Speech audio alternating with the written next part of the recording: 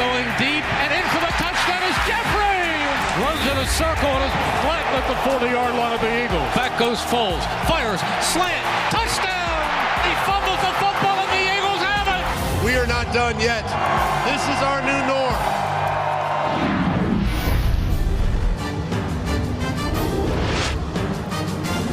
Eagles preseason football, fourth and final game here in this 2018 preseason, as tonight the Eagles wrap things up here in Philly against the New York Jets. Hi everyone, alongside Mike Mayock, Scott Graham, glad to be here with you as we close out the preseason. And Mike, what's going on? I mean, there's a lot of people talking about this team right now. Yeah. A lot of people are in near panic mode. Should they be?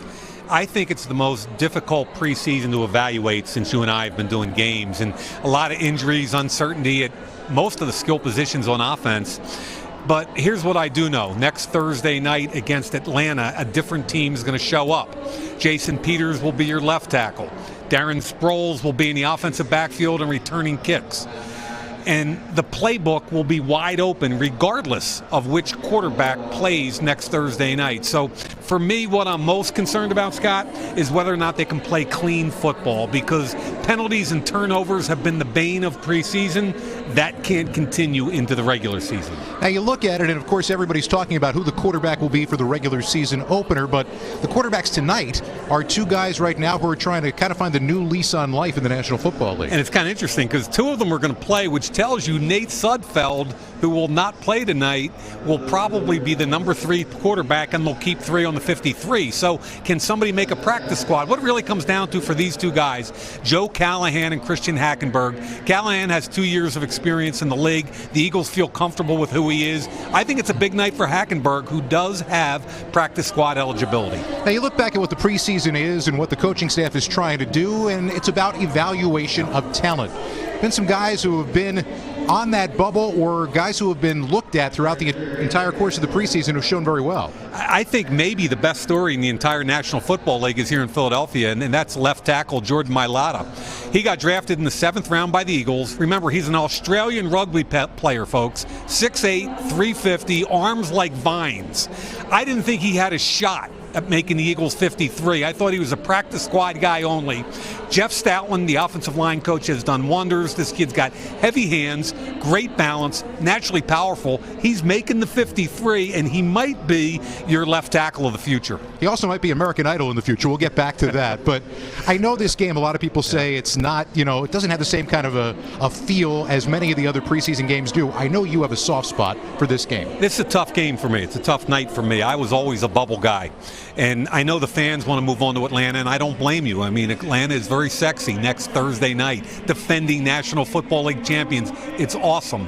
However, tonight what we have is a bunch of guys trying to make a team to continue their dream. And at the end of the day, at the end of the weekend, just do the math. There are 90 players on every team. 53 will make the team, 10 practice squad. That's 63. 27 guys times 32 means over 800 young men will wake up on Monday morning without a job, and even worse, a busted dream. Well, they get an opportunity to show their wares for this team and others here tonight. It's the final game of the preseason. It is coming your way as the Eagles get set to take on the New York Jets next. I know a lot of people out there are getting ready for a holiday weekend, but for the Philadelphia Eagles, it is anything but. Call it a crazy eights kind of scenario for the Eagles. Look at the next 8 days for this football team. Playing tonight, making cuts, establishing a roster, a practice squad, and then next Thursday, the regular season begins and defense of the Lombardi Trophy. It is a critical and extremely busy weekend for the Philadelphia Eagles. And you know what's interesting, Scott and Dave, is that the Eagles have 7 days, so tomorrow is really like a normal Monday for them, and they can't establish a practice squad to help them practice until Sunday. So they're really going to be short on personnel until Sunday when they can sign that practice squad roster, Scotty. Talking to Doug Peterson about it this week as we got ready for this game, and that's certainly one of his biggest concerns right now, is not necessarily the long term of what this roster looks like, but piecing things together right now as they wait for guys to come back and who's going to fill what spots. Eagles deferred after winning the toss. Jets will get the football first. Out of the new kickoff alignment, it'll be a short kick, and Trent Cannon, the rookie out of Virginia State, returns for New York. And he gets it out across the 30. They drafted him in the 6th round out of Virginia State, hoping he would be the return guy, Cannon. And look who's starting at quarterback. Well, it's interesting because the Jets made a trade yesterday. They also decided that Sam Darnold, their top pick, is going to be the opening day starter for them. And you got an opportunity to hear up close and personal exactly how it was that Josh McCown is in this game right now. 39-year-old Josh McCown, 16th year in the NFL, is starting tonight because Sam Darnold, the rookie, the 3rd overall pick in the draft, will start next week. So we'll get into it after this play, Scott. The 32-yard line, McCown, who had a good year last year, throws it out. Lawrence Thomas, who's taken down immediately. No gain on the play. Joe Walker making the tackle. By the way, Lawrence Thomas, who caught that, was a defensive tackle at Michigan State. He's converted to fullback. But we're talking McCown. So I'm on the field before the game with McCown. I said, "Are you taking snaps tonight?" He said, "Yeah, I'm starting." I said, "How'd that work out?" And he said, "Well, when they traded Teddy, we were literally on the bus getting ready to come to Philly, and I realized I didn't have my shoes because I didn't think I was going to play. I had to go back in the locker room and get my spikes." Oh, that's life in the NFL. Bridgewater traded away to the New Orleans Saints. Interesting trade, huh? Bridgewater and a 6th round pick for a 3rd to New Orleans, and New Orleans gets him as a capable backup and potential starter down the road for Drew Brees. Got a feeling that they believe right now is Sam Darnold gets ready for his opening day game next Sunday. Oh, I like him. He was my highest ranked quarterback, and he approaches the game like Carson Wentz. He's all football all the time. We're down at 6 now from McCown of the Jets offense. Got some time and looking deep down the field, well covered and just off the hands of his intended receiver, Charles Johnson, down that right side. That was good coverage down the sidelines. Yeah, Chandon Sullivan, a free agent corner out of Georgia State. Now, I liked him at the Senior Bowl. Small school kid. He loses the football here. You see that little hesitation at the end. He did a nice job in press coverage at the Senior Bowl. Why didn't he get drafted? He ran 4.6 at the Combine. That's a slow number for a corner, but I'll tell you, he competes. He tackles, he competes, he plays special teams. Chandon Sullivan's had a good camp. Lachlan Edwards will punt it away. Back deep for the Eagles. DeAndre Carter had a big return last week in Cleveland, standing inside his own 20. Now this is where the Jammers have to do a great job. Bad kick. Didn't turn over and didn't get a whole lot of it. It bounces out of bounds. Somewhere in the vicinity of the 25-yard line. They're going to say it actually made it down to the 21. So 40 yards on the punt, no return. And Joe Callahan, the local product, gets his opportunity. Played in Wesley in Delaware, of course, product of Absecon, New Jersey. Got a flag down, by the way, on the punt. The Eagles' starting position might not be the 21. We can call him a local guy, right? Yeah. Local kid. During the kick, player out of bounds, number 17. At 5 yards, be added to the end of the run. First down. Barry Anderson. Yeah, new official, new referee for tonight, substituting this evening. Yeah, I spoke with him and Cleet Boyer before the game. Cleet said hi and introduced me to Barry, and he was excited. There's Cleet on the sideline.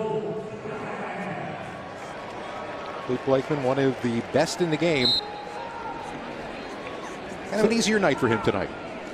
Yeah, he's a starter, getting some rest. It's the 4th game, right? Yeah, absolutely. Yeah. So first down, they'll move it to the 26-yard line, and Callahan trying to throw a pass in rhythm and does to Billy Brown out across the 30 to the 31-yard line. And a gain of 5. Play action, Billy Brown, the tight end, who I think has a lot of tools. He was a wide receiver at Shepherd College, converted to tight end. He's highly athletic and catch the football and will compete in the run game. He's just got to be accountable in the right place at the right time and be more consistent because he's got some talent. Josh Adams alone back in the backfield for the Eagles on 2nd and 5. Here's Adams. Closed off for him. He figured out a way to make something out of it, though, and got a couple. And he's an intriguing kid now out of Notre Dame. Why did he not get drafted? He didn't get drafted because of durability issues, but he's gifted. Watch the cut.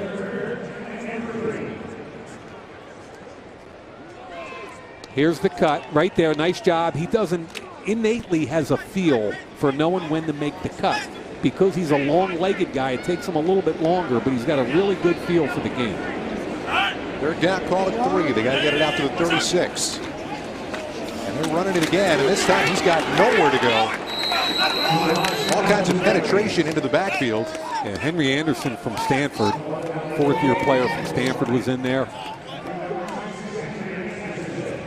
So with the loss on the play for Adams, punting unit will come on for the Birds. Doug Peterson told us they wanted to get Adams lathered up tonight. You know, give him 10, 12, 15 touches. He's going to play special teams. They want to see him answer the bell Monday morning. For a brief moment, it looked like the Jets weren't going to drop a return man. As Cameron Johnson comes on, he's averaged 47 and a half. Has 6 inside the 20 here in the preseason.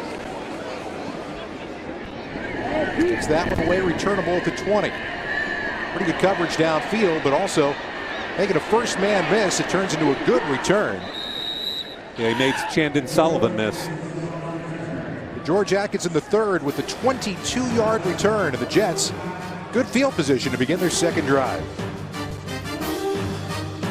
Get Financial Field, but a couple hours ago, this is what the field looked like. And for all you folks that want to know what Carson Wentz looks like, I watched him go through his entire workout. Right here is reacting to a coach who's giving him directions. I think he looks as good as I've ever seen him going back to North Dakota State. He looks quick. He's in great shape. He's got a live arm. But my caveat is people forget that it's not only an ACL injury, it's also an LCL. It's more than one ligament. The LCL apparently takes longer to heal than the ACL. I think the Eagles are smart in taking a long look at this. When the doctors say it's time to go, he goes. That's with their second drive. Trenton Cannon will lose yardage on that carry to the left side. And Scott, to take it a step further, having watched Carson at, I don't know, 10, 15, 18 practices, I think his movement skills are outstanding. You couldn't tell he was ever hurt, but the point of the time frame is to make sure that both the ACL and the LCL are protected when he goes back to live action. Carson's tired of hearing the question, when are you coming back? Everybody's tired of hearing the question. It's going to be a medical decision. It's going to be made at some point. Is that going to be this week? I guess we'll find out. Second down, and good job of closing off the running lane for Cannon this time. He got back to the line of scrimmage and 2 to spare out near the 49-yard line. Sullivan making the tackle along with Leroy Reynolds. Sullivan active so far. Now watch the get off right here with Stephen Means. He gets up the field, and now the linebacker's got a fill. Good job by Joe Walker, who won't get credit for the tackle, but he took on the block. And then Leroy Reynolds and Chandon Sullivan cleaned up. Means and Josh Sweat will be getting a lot of time at the defensive end position in this game. Third down, quick throw, and first down. Good look for Clive Walford, the tight end, down to the Eagles' 41-yard line, a pickup of 10. I pretty much guarantee you the Jets aren't going to take a whole lot of chances with getting their 39-year-old quarterback hurt. It's going to be a lot of run, a little play action, and the ball's going to get out quickly. Josh McCown has started for 6 teams in his career, including Arizona, Detroit, Oakland, Carolina, Tampa Bay, and Cleveland before coming to the Jets. And they decided they were going to make a move for a quarterback at the top of the draft in a quarterback-heavy draft. But McCown really had himself an excellent year last year. He was voted the team MVP. This is the guy the Eagles want to get some pressure right there, Josh Sweat. Good penetration on the inside. Kyle Wilson from the inside out, rookie linebacker from Arkansas State. You know, and we talk about Josh Sweat, the defensive end, was a 4th-round pick. And Scott, he's kind of a genetic freak. You know, he ran 4.5. He looks great. He's got to be more stout against the run game. And they want to see him flash in the pass game. They want to see more out of him so he can get into that defensive end rotation. They certainly do have depth, and seeing Brandon Graham back and working again this week was obviously good news. Second down, the throw in and out of the hands of his intended receiver, Sherrod Peak. I'll tell you, Brandon Graham was back. One thing that did not go away, the smile. Walking through the hallway the other day, this huge smile. Just that same easygoing. Of course, when he's got the helmet and pads on, not the same kind of easygoing, but truly just one of the real gentlemen and fun guys. I talked to him a couple of times. Big big hit right there. And that's Jeremy Reeves, who, number 41, who is a little undersized, not as fast as you would like, but I'm telling you, he's an instinctive, tough football player. So third down, they've got to get it to the 31. Cal has time, throws again, and once again his receiver can't make the play, trying to adjust to the football. That was Cannon out of the backfield. And on fourth down, the Jets are going to punt it away. Or are they? Field goal. Wow. 58-yarder. This is when to do it, right? Why not? Sure. Jason Myers. They just picked him up this past week. Taylor Bertolet has been the guy who's been kicking for them throughout the preseason, but this is Myers now, who's got a leg. He banged that one, and he got it. And that's pressure. You just got cut by New Orleans. You come in here and hit a 58-yarder. Well, the early lead for the New York Jets. Big-time field goal nearly midway through this first quarter. Bud Light, game day's favorite light lager.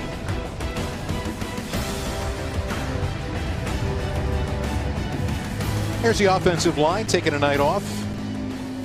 Jason Kelsey, best speech in Philadelphia history. Wisniewski, one of the better stories in the league because you can't kick him out of the starting lineup. And how about Sayamalo last week? Played center, left guard, and left tackle. Talk about utility, because when you get into the regular season, Scott, you might carry 9 or 10 offensive linemen, but you're only dressing 7 on game day. That kind of flexibility is huge, and obviously getting him back, Jason Peters, that will be huge as well. On track to be ready to go for Thursday night here in the opener against the Atlanta Falcons. He's amazing, Jason Peters. I mean, he doesn't want to talk to the media. He doesn't want to pat himself on the back. But when you watch the offensive line work, after practice, he's grabbing the young tackles and working kick slide, working hands. That's the sign of a healthy room, a healthy locker room, when your veterans are taking that kind of time with the young guys. Andre Carter is going to just watch this one work its way through the back of the end zone. And a touchback for the Eagles' second drive to begin. So we're talking about who's going to make the team and who's not going to make the team. If you look at the O-line, it'll be 9 or 10. The first 5, there's the starting line right there, right? Vaitai's a sub, Sayamalo, there's 7. I think Warmack and Maileta make the team. Now, keep in mind, Pryor is a 6th-round pick. I think he's on the bubble, could make the 53, but also might be cut and then brought back on the practice squad. Now, these are Mike's roster projections we'll be going through for the rest of the night. I'm sure that many others out there have their own. Going to find out over the course of the next several days, as Dave Spadaro pointed out at the top, who's going to be here, who's not, who's going to be changing addresses in the NFL. There's going to be a lot of that as well. It's more complicated than it's ever been for Howie Roseman, because they have some guys that are going to miss anywhere from 1 week to 6 weeks. Nigel Bradham, 1-game suspension. They've got Jernigan, who probably will be on NFI. Maragos, who will be on PUP. Rogers, the tight end, is banged up. So Howie's got to make a lot of decisions. Callahan throwing and hooking up with Billy Brown out across the 30-yard line. Third down coming up in about 3. And that's where, if you're Callahan coming to your left, you want to put that ball on the other hip so Billy Brown can catch it and keep running. If he has to slow and fall down, you're losing. That should have been a first down throw. Watch what happens. Billy Brown's going to come on a crossing route. Now, put it on the outside shoulder. He slows down and has to stop. If you put it on the outside, he drops the pad level and falls forward for a first down. Got to get it to the 35-yard line to move the sticks for the first down of the night. Callahan firing and nearly got picked off, but how about that? All the way through to DeAndre Carter for a first down. He threw that into a really tight window, and Carter gets 19. Carter keeps making plays. Here he is in motion. He's just going to run a quick slant underneath right there, create separation. I don't know how the ball got through. That's just a really well-thrown football that gets through. Neville Hewitt had an opportunity to make the play, but Carter just continues to impress, both as a return guy and a receiver. Into Jets territory with the first down of the night, and an empty backfield now for Callahan. Notice is down here, running back Josh Adams. And an errant snap. Callahan Gonna have to just get on top of it, and does. That's going to be a big loss all the way back inside the 40. That was the second errant snap. On the first down play, he made a one-handed catch. Yeah. Yep.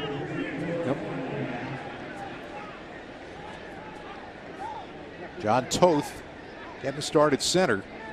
I think that's an over-adjustment because you mentioned the one-handed catch. That was with his left hand. This one was on the right side. Oh, no, I don't know, man. Both an undrafted free agent out of Kentucky. Of course, Jason Kelsey is your starter at center. Sayamalo likely the backup should Kelsey be unable to go in the regular season. Callahan's got a little bit of time. Lofting it deep down the field for Wheaton, and it's incomplete. Marcus Wheaton gets his first opportunity to make an impact here in a preseason game. He was covered by Derek Jones, got the ball in his hands, but couldn't haul it in.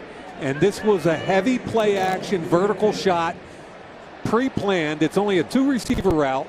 Derek Jones, the corner, stays over top. Now what you would like there is for the young quarterback to lead it more to the middle of the field. There's not a free safety there. And if he throws it away from an outside leverage corner, then the wide receiver Wheaton has a better opportunity to catch the football. More than likely he's got a touchdown. So 3rd and 23 now. And Callahan once again with the pump fake. Chance to throw it downfield again. Trying to have his receiver adjust and make a play, but Rashard Davis become nowhere near that ball, and the Eagles will have to punt it away. Get the feeling watching Joe Callahan, he likes throwing the football on the move. You know, you're talking about another one of those short quarterbacks. That first week preseason against Pittsburgh, he got out of the pocket early and often, made some plays, made some mistakes, but made some plays. And that time he got out of the pocket, tried to make a play down the field, but good coverage by Justin Burris, third-year player out of North Carolina State. 5,000 yards in one season, winning the Gagliardi Trophy, which is basically the D3 Heisman Trophy. And a good punt. Catching, won't quite stick, and it rolls to the back of the end zone. On the touchback, Jets get it back. Just over 5 minutes left to go here in this first quarter in New York on top by 3. Electrolytes to replenish. What was it you were saying a little bit earlier about the big man, the big left tackle? How about Jason Peters is right in the middle of this with Jordan Mailata. We talked about how he's helping the young tackles. Look at him. He's got Mailata going through some kick slides, some movements. I mean, he's 36 years old. He's in his 15th year. He was a college tight end out of Arkansas. And I get a huge look at him. He's looking at the pictures that come down from the booth. And he's working with all the young guys. And to me, whether it's him or Malcolm Jenkins, when you walk around the Eagles practice field, look at it right here. Peters is working with them. Footwork, hands, placement. Look at this. I mean, that's priceless. You've got a great O-line coach like Stoutland, but you've got a guy that's a potential future Hall of Famer shadowing your every step, and I give Jason Peters a ton of credit.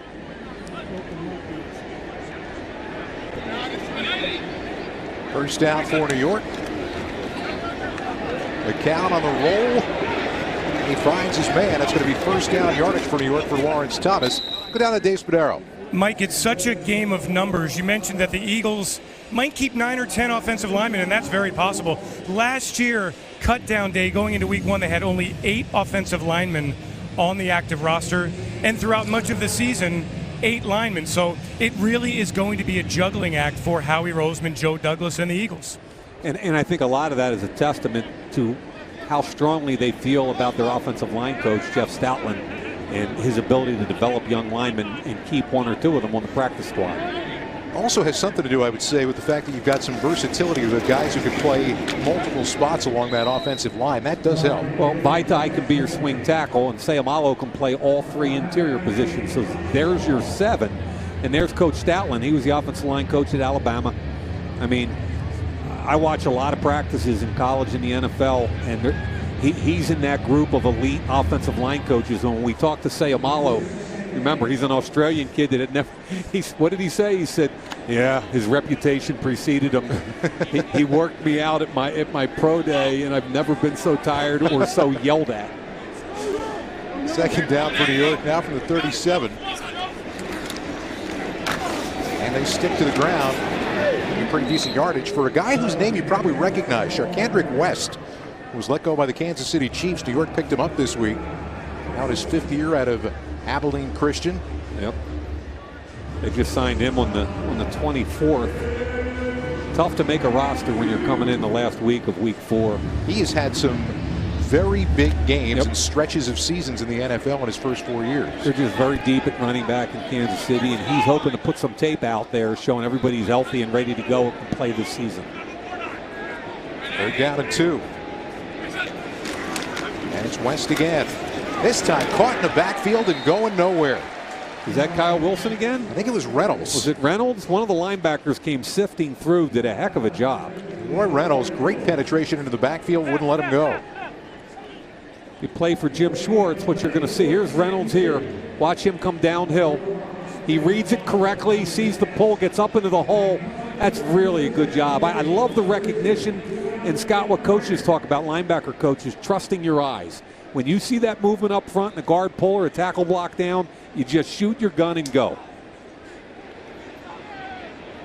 So Carter just inside his own 10-yard line. It's a little bit of a pooch punt. Once again, not very good for Lachlan. Doesn't get the bounce he wants either. It's going to be inside the 20, but that's about all.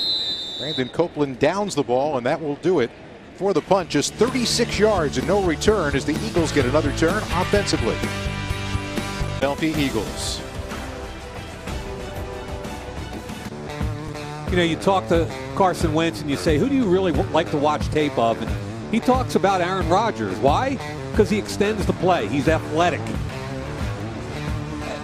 That's a normal Aaron Rodgers play, and it compares favorably with what we've seen from Carson Wentz. Look at him in the pocket in Washington, feels pressure, rolls out. Here comes the athletic ability, eyes up the field. There's the grab of the shirt, but where are his eyes? Always down the field, looking to beat you vertical. Mike's tape day breakdowns tonight are presented by Wawa.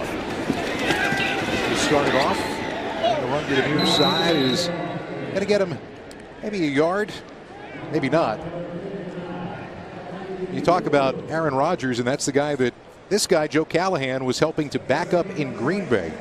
Talked to him this week and was there for his first rookie camp, and Aaron Rodgers wasn't there yet, of course, as a veteran. Then he kind of rolls in, and you know, Callahan's thinking about everything that he was trying to learn in his weekend at rookie camp. Aaron Rodgers has been at the Kentucky Derby. He was telling stories. He said, there's a little bit of a difference, you know? Yeah, I'm the rookie free agent out of Wesley College in Delaware. He's at the Kentucky Derby. He said he got an opportunity, though, to talk a little bit and learn a little bit from Aaron Rodgers. And clearly, when you get an opportunity to be around one of, or arguably the best in the game, it's a great opportunity for Callahan to learn a little bit more about how to play his position. And then he also had a short stint in New Orleans. And, you know, you're talking about Drew Brees and Aaron Rodgers back to back. And then he comes into this quarterback room, the quarterback room that you love. I mean, he's got a great opportunity in his short period of time in the NFL to learn. No doubt about it. Through the middle, it's going to be first down yardage for Josh Adams. They open a hole on the right side, and he hits it out to the 32 for a pickup of 5. There's a good pull from behind. I think it's Vaitai coming up and making a block inside. Watch, we're going to go inside zone, skip pull, gets on the linebacker right here, and there's the hole. Nice job by Vaitai, who's had a couple of tough weeks. But to be honest with you, it was more in the pass game than the run game. He's been solid in the run game, but Adrian Claiborne from New England undressed him 2 weeks ago. Last week it was Cleveland. He needs to do a better job in the pass protection side of it. Doug Peterson said they wanted to get him some snaps tonight, get him into a rhythm, getting ready for the regular season. Adams gets a yard off the right side. Deion Simon with a tackle for New York. Did you catch any of the Hard Knocks? I did not. It's kind of interesting because the Eagles were involved this week, of course. Yeah. And Michael Kendricks gets up and talks about the weaknesses of Nick Foles, and he talks about Zach Ertz being a great receiver but won't block. And then, you know, 2 days later he's indicted for insider trading. And tell you, this Hard Knocks show this year has been awesome. Sometimes real life drama is even better than the stuff you see on the field. 1 quarter down here in the final preseason game. Jets on top by 3. celebrates the Eagles Super Bowl 52 championship. Shop this exclusive limited edition line of finely crafted jewelry at jostens.com/Eagles. Yeah, I look for the Eagles to keep 6 wide receivers in week 1. It's complicated because of the Alshon Jeffrey situation. Now, he's going to be on active PUP, I believe, meaning that he might miss the first week or two, but you got to keep him on the active 53. So Aguilar, Wallace, Hollins are all in. I think Shelton Gibson's played his way onto this team, special teams and catching the football. And I've got Kamar Aiken. I know a lot of people don't see that, but I think the big body is a wideout, but more importantly, the reliability and versatility on special teams earns him a roster spot. I still think some of those guys that got listed as out could either be on the roster or practice squad. Second down and long in this first play of the second quarter. Wide open throw, and guess who? DeAndre Carter found his spot once again, and he's into Jet territory for a pickup of 19. Nice job by the quarterback, Callahan. Watch him be patient and wait for Carter to come open. Here comes, he's going to look for the second window, steps up into the pocket and puts it right on him. Really nice job by Callahan, and Carter continues to show that he understands how to separate in man coverage and knows when to sit it down in zone. 10th catch of the preseason, averaging almost 18 yards a catch. First down from the Jet 49. Play action, Callahan looking downfield, nothing there, and sails it over the head of his tight end. I remember Anthony Denham, who was here last year in camp and also spent 2016 on the Eagles practice squad. He was brought in this week, and based upon the tight end situation right now, Richard Rodgers is hurt. You don't know who the other tight end would be that they would carry for the beginning of the season in the 53-man roster.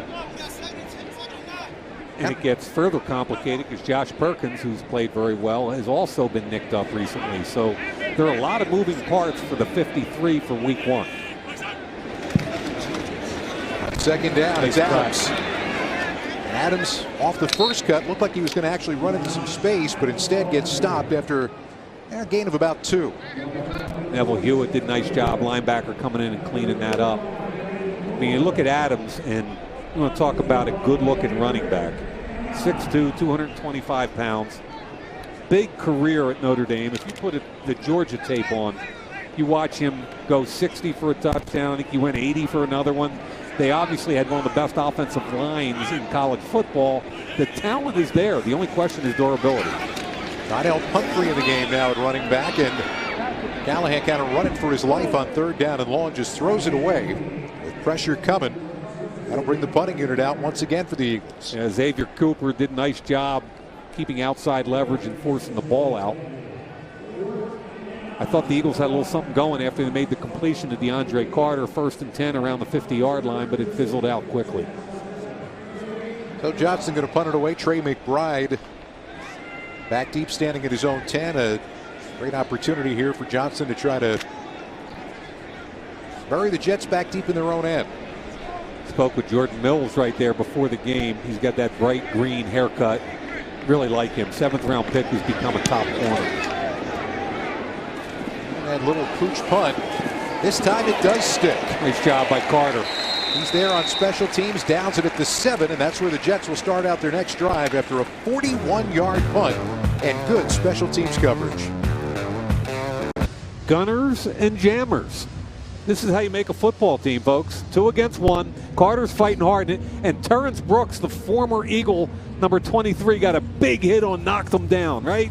So he got double teamed and knocked down twice. That's a fun job right there. Now he's singled, and he uses his speed and quickness to get outside, cuts back underneath, fights through, and gets the down. And I'm telling you, if you don't understand what this night's all about, trust me, DeAndre Carter does. And every one of these plays means so much to Dave Phipp and who makes the roster and who doesn't. Jets backed up because of that good coverage. West works his way out to the 10. Let's go down to Dave Spadaro. Well, we will go down to Dave Spadaro when... Tell Spuds he needs to be ready. So, Spuds, we're coming down to you with Corey. A year ago, Corey, you were in this position of sweating it out for the final roster spot. What was it like? It was definitely a tough time, especially on the mental side.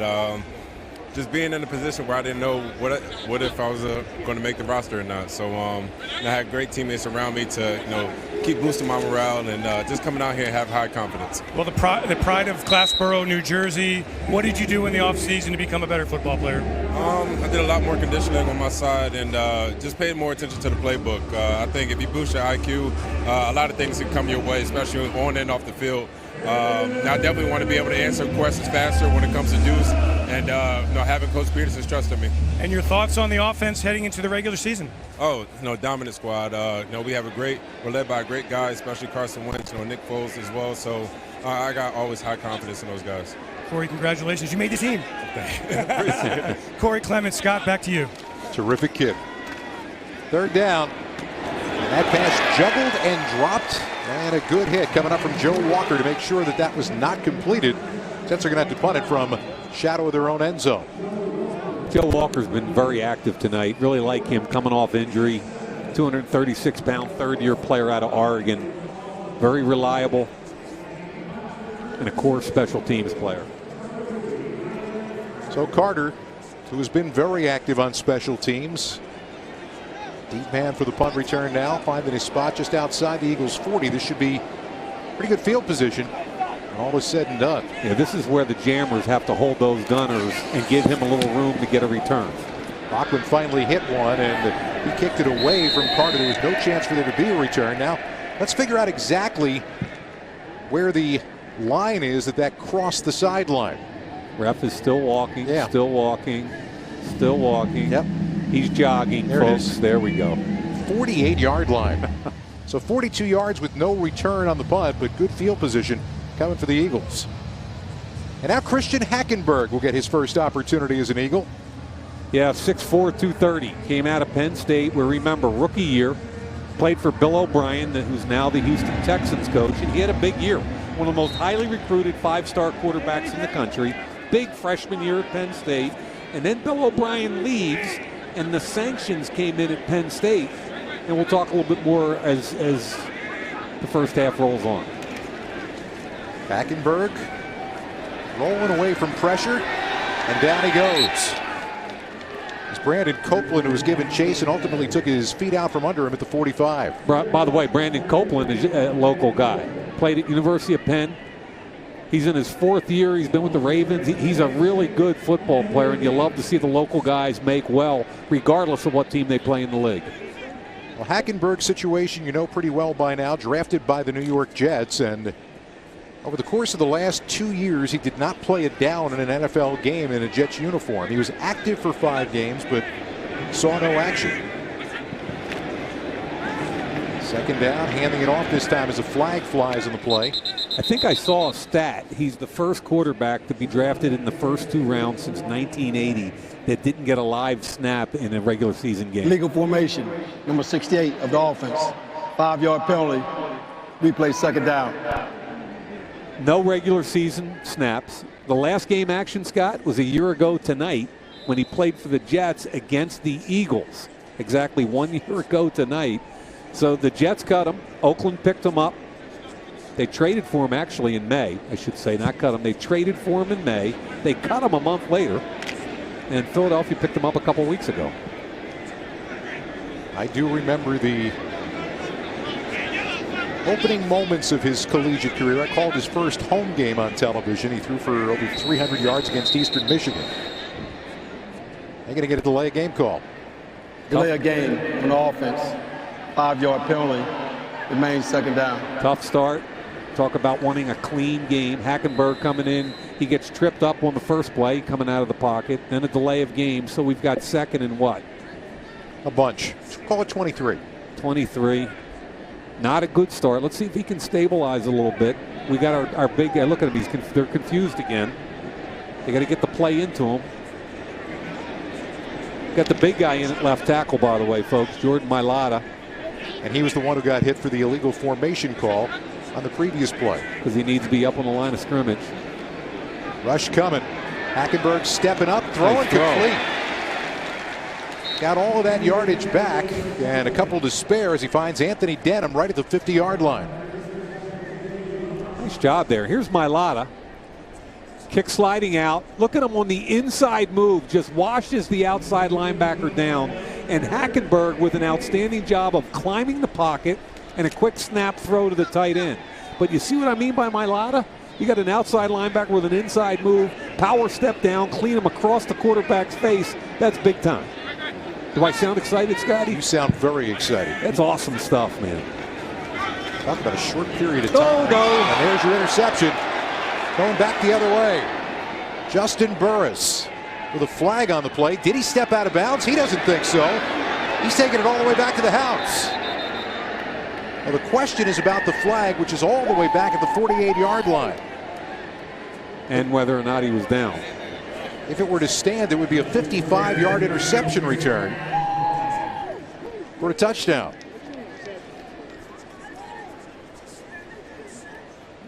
They got some work to do to figure this one out.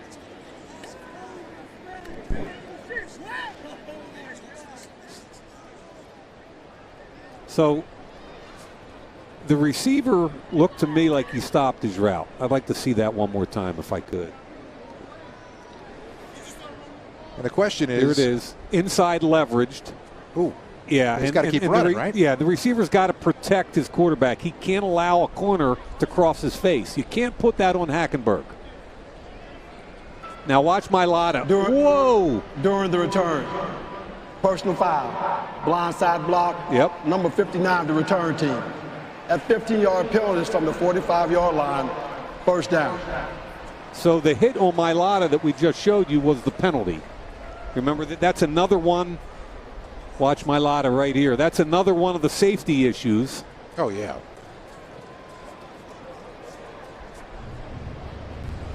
And that was Frankie Louvu, rookie from Washington State, lighting them up. In the old days, you got an attaboy. Today, the coaches are like, what are you doing? 15 yards. Spent a little time at a seminar up in New York this week, more than a little time, talking about the rules and the reasons why from the National Football League, and they are plenty, but there's an awful lot to keep track of from a player perspective, from an official's perspective. It's going to be a learning process as this 2018 season moves on. Timeout on the field. 3-0 Jets on top here early in the second quarter. Game presented by Verizon. One family, different unlimited plans. Now go mix and match. After the Eagles turn over the interception and the penalty, New York takes over at their own 40.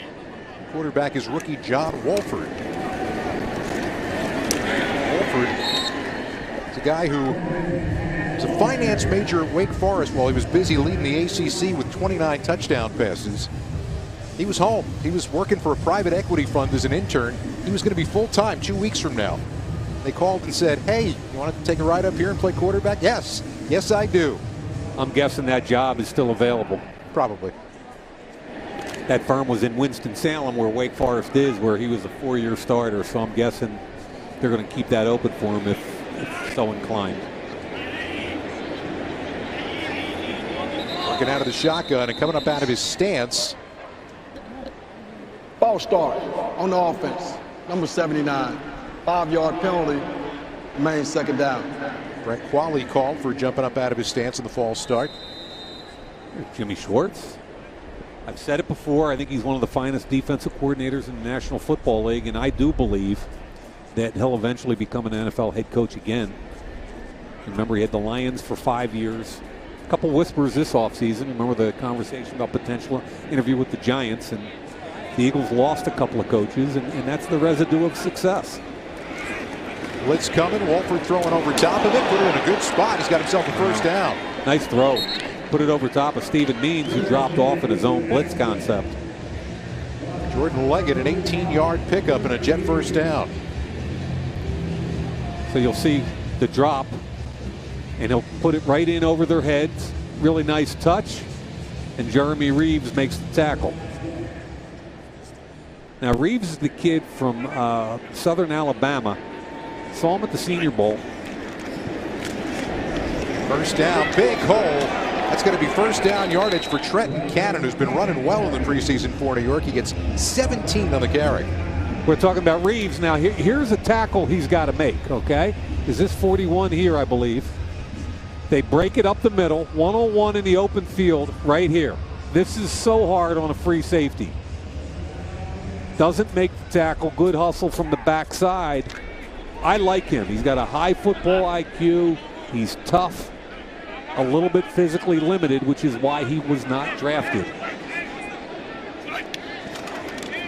First down for New York. They're moving it well now. Coming off the turnover, but that is no gain on the play in the middle of the line and right in the middle of it, Josh Sweat. Another guy that's fighting hard and I think might earn a roster spot is Trey Sullivan. And you talk about who's the fourth safety. Remember, Chris Maragos is still out, one of the better special teams players in the NFL. He's going to be out for a while. That's the question. When is he coming back? You don't know. And I think Trey Sullivan, both as a safety and a special teams player, has earned his way onto this roster. Second down and 10 from the 30. Little swing pass. Cannon can't hold on to it. Got to catch it. You got drafted to catch those kind of passes. Trent Cannon has struggled this season, this preseason. Now, so we talked about safeties, and Jenkins and McLeod are as good a combination as there is in the NFL. Corey Graham they brought back. I think he's a key part of this secondary. I think Sullivan has worked his way in. Maragos, if he stays on the PUP, has to be out 6 weeks, and that leaves Gallen, who they signed this week, and Reeves on the outside looking in. Third down and 10 now. Floating it up toward the corner, well covered and picked off. There you go, make a play. Making a play, Chandon Sullivan for the third time tonight. The rookie out of Georgia State with the interception inside the 5. Love that he has the confidence to turn around and find the ball in the air. He bails, hip to hip, looking for the football the whole time, elevates at the right time and makes the catch. A lot of rookies panic. Chandon Sullivan, nice job, young man. One turnover deserves another. The Eagles will get it back when we come back. She holds my heart like stack of cards. She's got class. She's got style, yeah. She can make a man fall in now. There's nothing to see, no way to go. She's standing next to me, yeah, yeah. And that's enough. That's no joke. I tell you what, if I'm on The Voice, I'm turning my chair around for that. Well, we had him in our meeting yesterday, and I kind of shamed him into doing an a cappella version of Tennessee Whiskey. And I think the whole room was stunned and in awe. And if he ever showed up at one of those reality shows, I think he'd make the cut. As you know, there is a tradition of rookies singing in the National Football League, and that's how everybody found out he was able to do what he's able to do. Now, he's not only got the singing, he's got the moves too. He's the fourth of 5 kids. Spoke very highly about his parents. He said he got his singing skills from his dad, and ended up singing a lot in church every week. The whole family would go to church, and singing was a big deal. Did you notice that full-size guitar looked like a ukulele in those hands? I'm telling you, he's the biggest dude I've seen in the league, and I've been around here a long time. A couple of yards outside the 10, third down coming up. At Santander Bank, we want you to prosper. That's why we treat you and your money with respect. Learn more about how respect adds up at Santander by visiting santanderbank.com. The cool thing about Sayamalu, or excuse me, about Mailata, is they took him in the 7th round because they didn't want to compete with other teams to sign him as a free agent, and Stoutland's just done an unbelievable job with this kid. Hackenberg throwing, and Carter, for the first time it seems all summer, can't come up with the catch. He had first down yardage, but had to stop and turn for the ball and couldn't haul it in. Carter's had a great camp. Hackenberg does a nice job keeping the play alive and getting the ball out. Crossing route right here, wide open. He was a little more concerned with turning and getting upfield. Look, here's what I like with Hackenberg. He knows he's about to get hit. He hangs in the pocket. Xavier Cooper hits him anyway, but a good job getting the football out.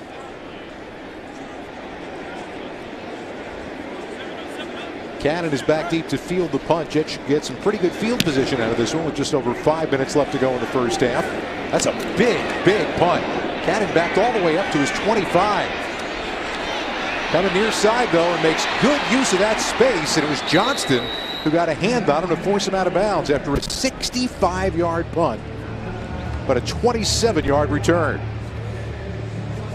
Now, this is a huge kick. The problem with huge kicks is when you drive it, you don't get the same hang time and there's a longer distance to cover.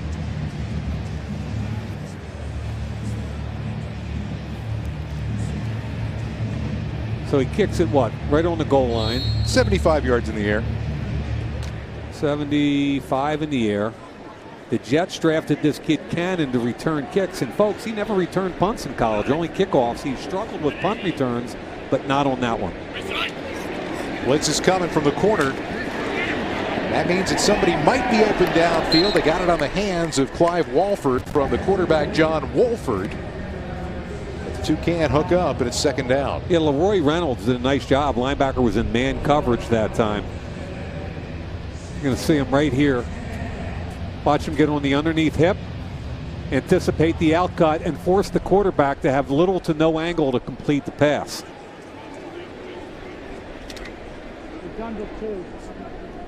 Good 15 minutes the other day up in New York about what illegal contact is and what it isn't. And how difficult to call that is for every official in the NFL. Here's West. Did a good job of making the first man miss.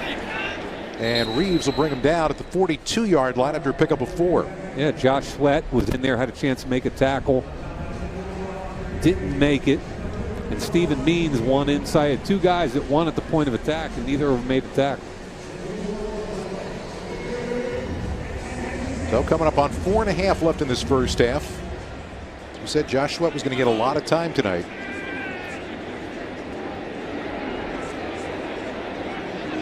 Third down, call it 6. Walford stepping up in the pocket and sailing it over the hands of his receiver, Charles Johnson. Had the open man, but he airmailed the ball to the near sideline, and the Jets bring out the punting unit. So if we're looking at defensive line, I think they're probably going to keep 10 defensive linemen, but only 4 defensive tackles. I've got Cox, Vio, Nada, and Hector. Now, Jernigan, I believe, will probably be on the NFI heading into the season, which means he'll miss the first 6 weeks. The key to that is Michael Bennett, who's listed with the defensive ends, can also kick inside and play defensive tackle for them. That flexibility really could be very big for this team, because you don't know when you're getting Jernigan back. Hooch kick, well covered, coming back out of the end zone and into the field of play. Did he establish his feet back in before he made that play? That's a touchback. Yeah, that's a good call, Scott. He never reestablished. You can see the Jets players in the end zone and in the air. He's in the air, yep. Never reestablished. So we talked about the defensive tackles. Who do I see making this roster as defensive ends? Touchback. Right now I see 6. Brandon Graham, Barnett, Long, Michael Bennett with that outside in capability, Josh Sweat, the rookie 4th round pick, and Stephen Means, who's made himself invaluable on special teams. I think the guys that are out are both candidates potentially for practice squad. The defensive line, people have talked about it now for a couple of years. Great rotational depth for this team. It was one of the great strengths of the championship team last year. And that's a hallmark of Jim Schwartz defenses. You know, the defensive line rotation, get after the quarterback with 4, keep them rested, and use the rotation. Hackenberg's still in the game. What's going to happen here tonight is that first he's going to have to take a timeout as they were running out of time. But Hackenberg and Callahan will both play in the second half as well. At least that is the plan that we heard from Doug Peterson, the way things are expected to work.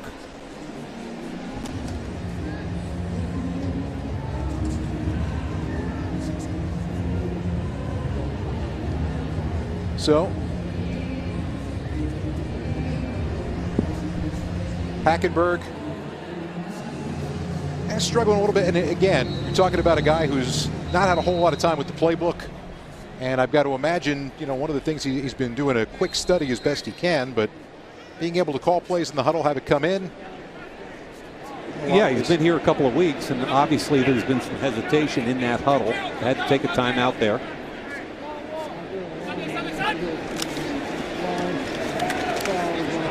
Good push on the left side of the offensive line right there.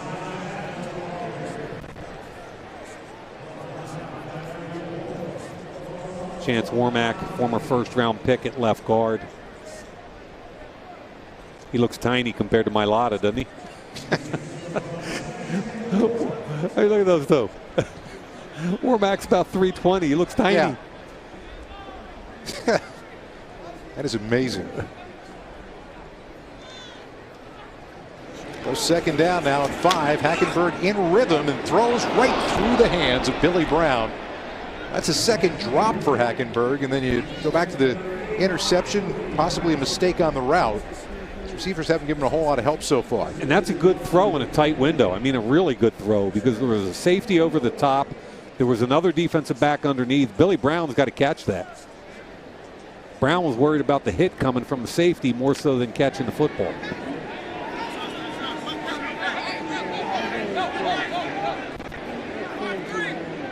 So third down, called a long 4. Donnell Pumphrey, we haven't heard a whole lot about in the game once again in the backfield. Hackenberg sails it and gets it intercepted. Going back the other way. And Hackenberg has to make the tackle after the interception. Is going to put the Jets inside the Eagles' 10-yard line down at the 5. J.J. Wilcox. So clean pocket. He sails a crossing route. Wide open. The interception by Wilcox, who used to play for the Cowboys. And the history of Hackenberg is, Scotty, I'm going to tell you point blank. Every game I watched him at Penn State, he'd make 2 or 3 throws that were outstanding. And you go, wow, very few people can make that throw. And then he'd make a decision or a bad throw where you'd go, wow, that's just awful. And I think the last 2 plays show that. He threw a great seam that was dropped, and then a poor location and an interception. Now in the backfield, Thomas Rawls now, part of the Jets' defensive, I should say offensive backfield depth. He gets 3 on the carry. Zisha 2 with the tackle. A great opportunity for the Jets to add to their lead here late in this first half, thanks to a second interception and a poorly thrown ball by Hackenberg.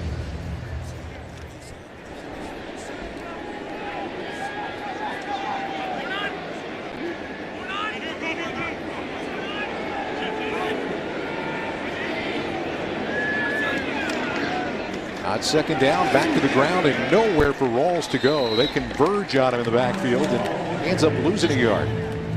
Joe Osman was there. I think Chuku as well. Yeah, I think both defensive ends crashed in here. Osman and Chuku. There goes Osman from one side as Chuku comes in from the other. Sullivan was blitzing from the safety position. Nice job.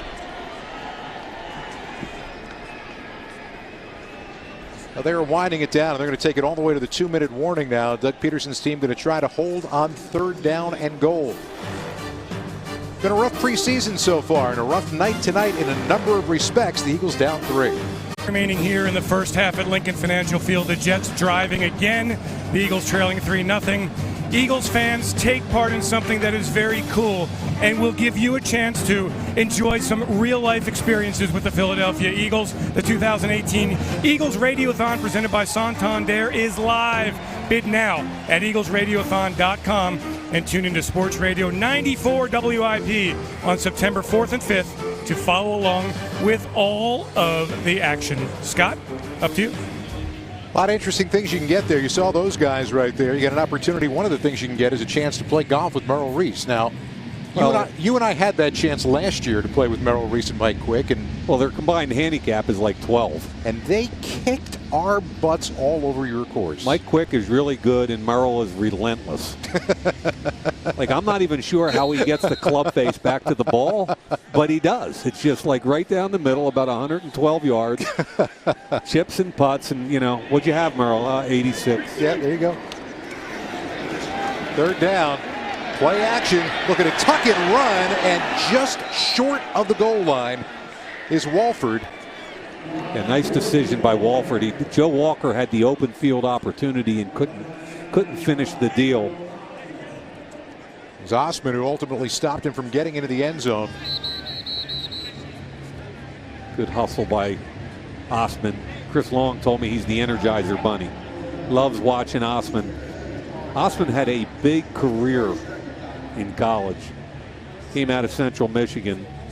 Had about 1,000 sacks. And when you put the tape on, Chris Long was right. He is the Energizer Bunny. He just came off the edge, ran over running backs, ran over tackles, flew to the football, was relentless. 45.5 tackles for loss. He had a great career. I really thought he was going to get drafted. He had a nice edge about him, too. Jets are going to go for it on fourth down here after the Eagles took a timeout. And there's going to be a goal line stand. New York is turned away. As T-Shatu comes up and closes the hole. And for the second week in a row, the Eagles defense puts up a goal line stand to keep the opponent out of the end zone. Now the key is for the front guys to gain ground against the offense. If the defensive front can get upfield and win at the point of attack, then the linebackers can come in and clean up. And you'll see, look, who wins here? There's the defensive surge. Here come the linebackers. Great job by that entire front. Oh, boy, is that good. Shatu in the middle of that. Defensive guys love it, the goal line stand now.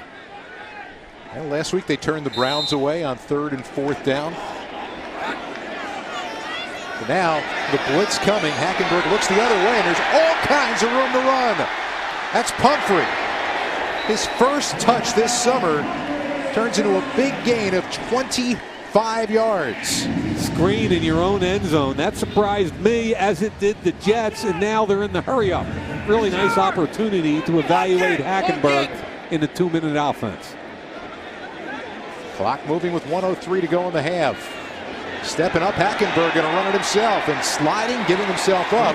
Now remember, it's where he hits the ground while giving himself up, so he's a yard short of the first down. And remember, folks, this year quarterbacks can give themselves up diving head first as opposed to only sliding feet first.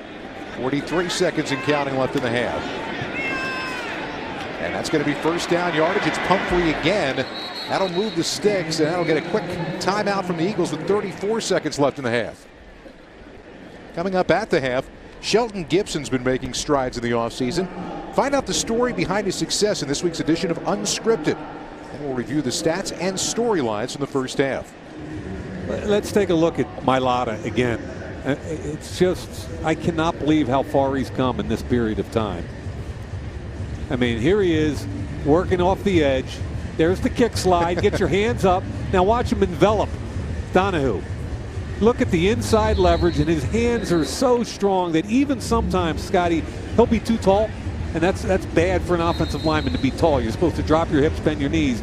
Sometimes he gets too tall, but his hands are so strong, and he's so powerful, he just overwhelms people. He's been very, very promising over the course of this summer. Eagles out of timeouts now, so Hackenberg's going to have to do this without benefit of a timeout. Got tripped up in the backfield as he throws that one incomplete.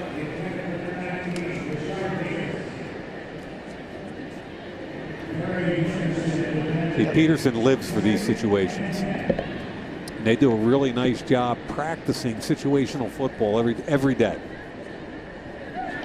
Harder to do with a guy who doesn't have a full grasp of the playbook yet in terms of what you're trying to do, but right. No doubt. But this actually might be a little bit easier than going the other way. It's funny how a lot of the young college quarterbacks like the no huddle because that's what they grew up with. Exactly. Hackenberg away from the rush. Kind of air-mailed it a bit, and Pumphrey tiptoes out of bounds right around the midfield stripe after a 7-yard pickup. Good job by Pumphrey. Mailata with heavy hands literally knocks Dylan Donahue to the ground. Watch this matchup again. Kick slide. Now watch the hand shoot. Yep. He's down. That's more than a kick slide. Third down. Nice That's a tremendous catch with a flag in the defensive backfield. Greg Ward laid out for the first down. Just don't get in his face, Greg. You made a great catch. The penalty's going to be on the Jets. Super catch. Holding on the defense, number 40. That penalty decline is over the play. First down. Penalty stops the clock, though. You got 20 seconds now. The Eagles didn't have the timeout, but now they're in Jet territory. The cool thing is you're in field goal range right now, and you can take a couple of shots if you want to and see if Hackenberg can push it down the field. Oh, I thought they're on the 39, so that makes it for it to be about 57, 58-yard attempt. So my bad. It's makeable, but you want to get a little closer. You got a field goal kicker who's got that kind of leg. No you saw doubt. it, right? No doubt. So did the New York Giants. That was our introduction to the young man. Hackenberg's got all day to run the ball. Carter with the block downfield. DeAndre Carter continues to do everything. Nice job by Hackenberg. Now they got to clock it. No timeouts. They got to get to the line. 3, 2, 1. Nope.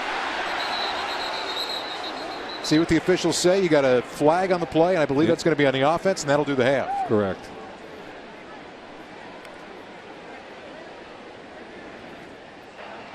The half is over. No false start. I believe they said that the clock ran out before the snap, but it would have been a false start had there. Right. So one way or another, the half was going to come to an end. Well, we had 5-0 last week, right? Yeah, 3-0 now. Yeah, it's going the wrong way, isn't it? Let's go down to Dave Spadaro. Well, obviously, Coach, a lot at stake tonight, and you could see it with the energy in that defensive stand. Yeah, a lot of guys are playing hard. That's what you want in this last game, and it's good to see. Doug, what are these? I know your focus is tonight, but what is it like for these next few days, getting the roster set and also getting ready for the opener? I let lean on Howie quite a bit, his team, and we're focused on Atlanta. Coach, thanks so much. Doug Peterson, back to you, Scott. So one half down and one half of preseason football left to go. Eagles trailing the New York Jets 3-0.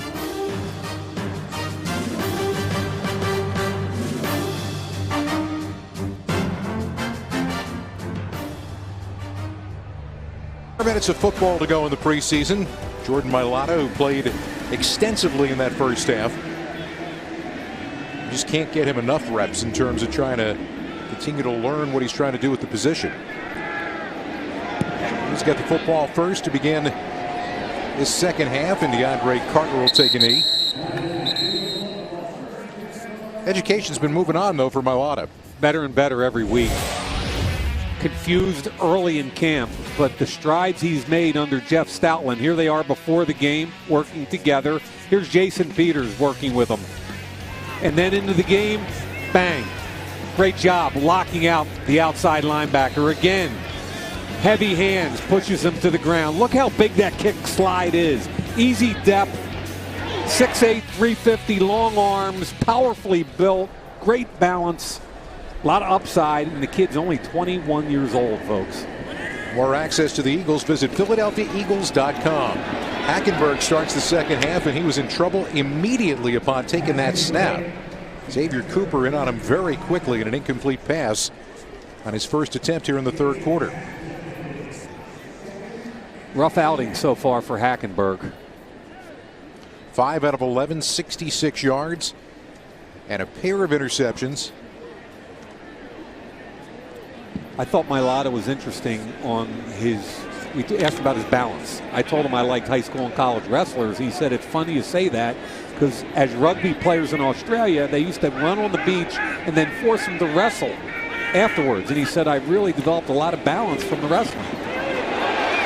Hackenberg keeping it himself, and that's a good-looking gain to the near side as he's going to get it all the way out to the 47-yard line.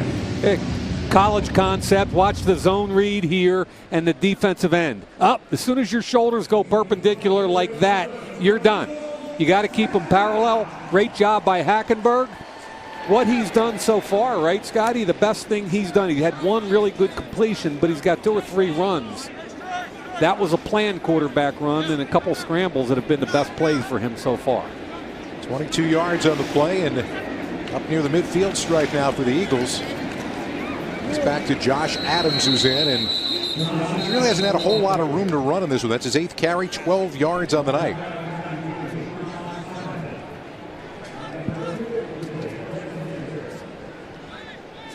Check that, his 11th carry and 23 yards on the night. There's Staley, a Deuce. watchful eye. Love Deuce. I mean, Deuce demands excellence at that position. He played the position. We're going to talk about a guy that doesn't put up with anything. He demands pass protection. He demands that you block. Your reward is carrying the ball. And another airmail throw. Greg Ward can't pull it in. So what did we talk to Hackenberg about? Talked about footwork, about how he's worked on trying to limit his delivery. And to me, the whole thing with him has always been lack of consistency. And you're seeing all that happen tonight. 3 carries for 50 yards are good numbers. 2 big chunk runs. Got to get it down to the Jet 43-yard line to keep this drive moving. Flushed out. Running again. Got a chance, and he's going to get that first down. Skipping out of bounds. Who knew that Christian Hackenberg was a running quarterback? And the thing that I like, though, is they're in cover 2-man, which is too deep, and everybody else is man-to-man underneath, which means their backs are turned to the quarterback. So when he gets the lane, all he's got to do is beat the defensive lineman to the corner, because all the defensive backs and linebackers are up the field.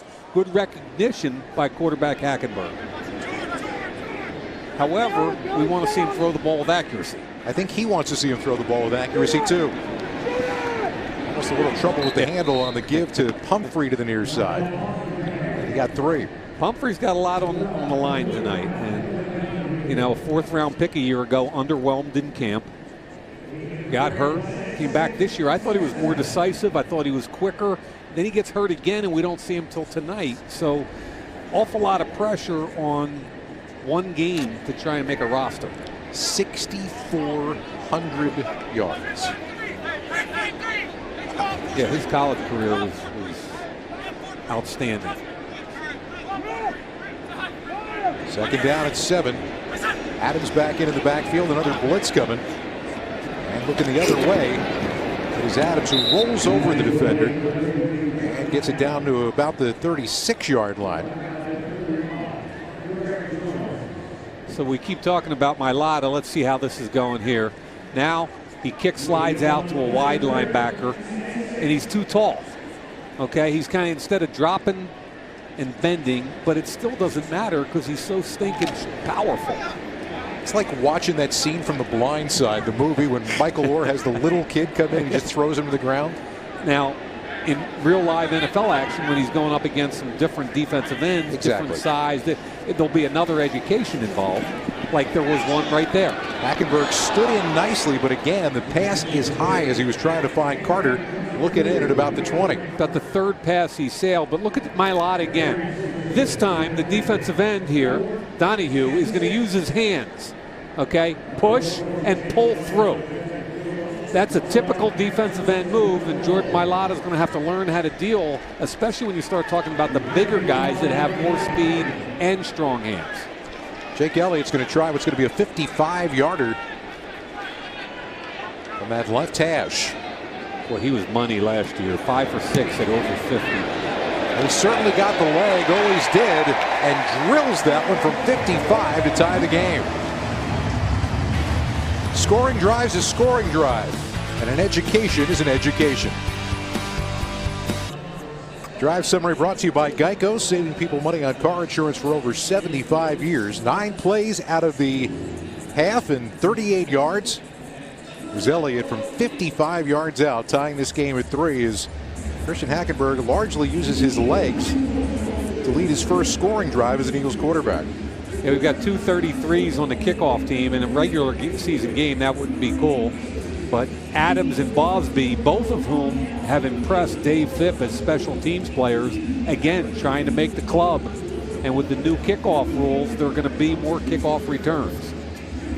There should very well be. We're talking to Dave Phipp about that this week, getting ready for this game and taking a look at how the rule is laid out.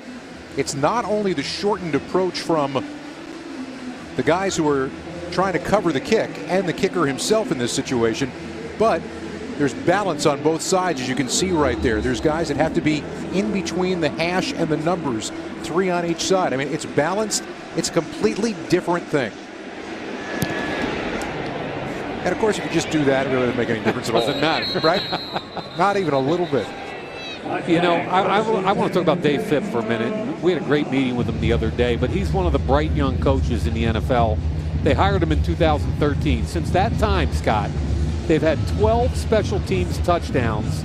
That's #1 in the NFL. They've had 15 blocks since 2014.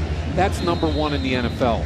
So when you talk about both making big plays, which they do with regularity, and also being consistent and not giving up big plays, so they win the big play battle and they also win the field position battle, and Dave Phipp is a huge part of it.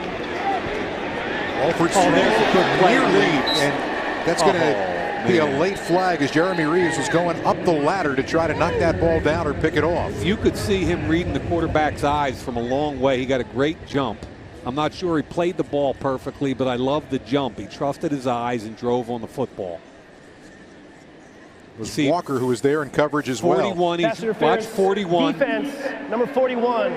Ball replaced to the spot of the foul. First down, New York.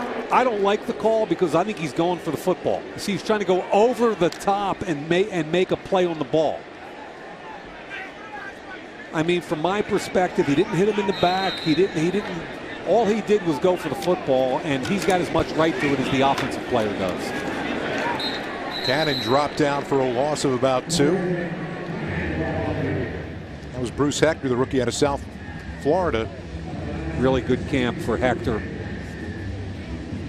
Jeremy Reeves.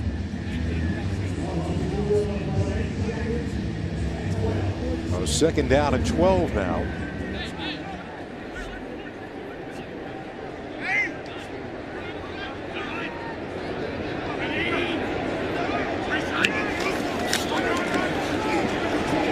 Standing in and throwing.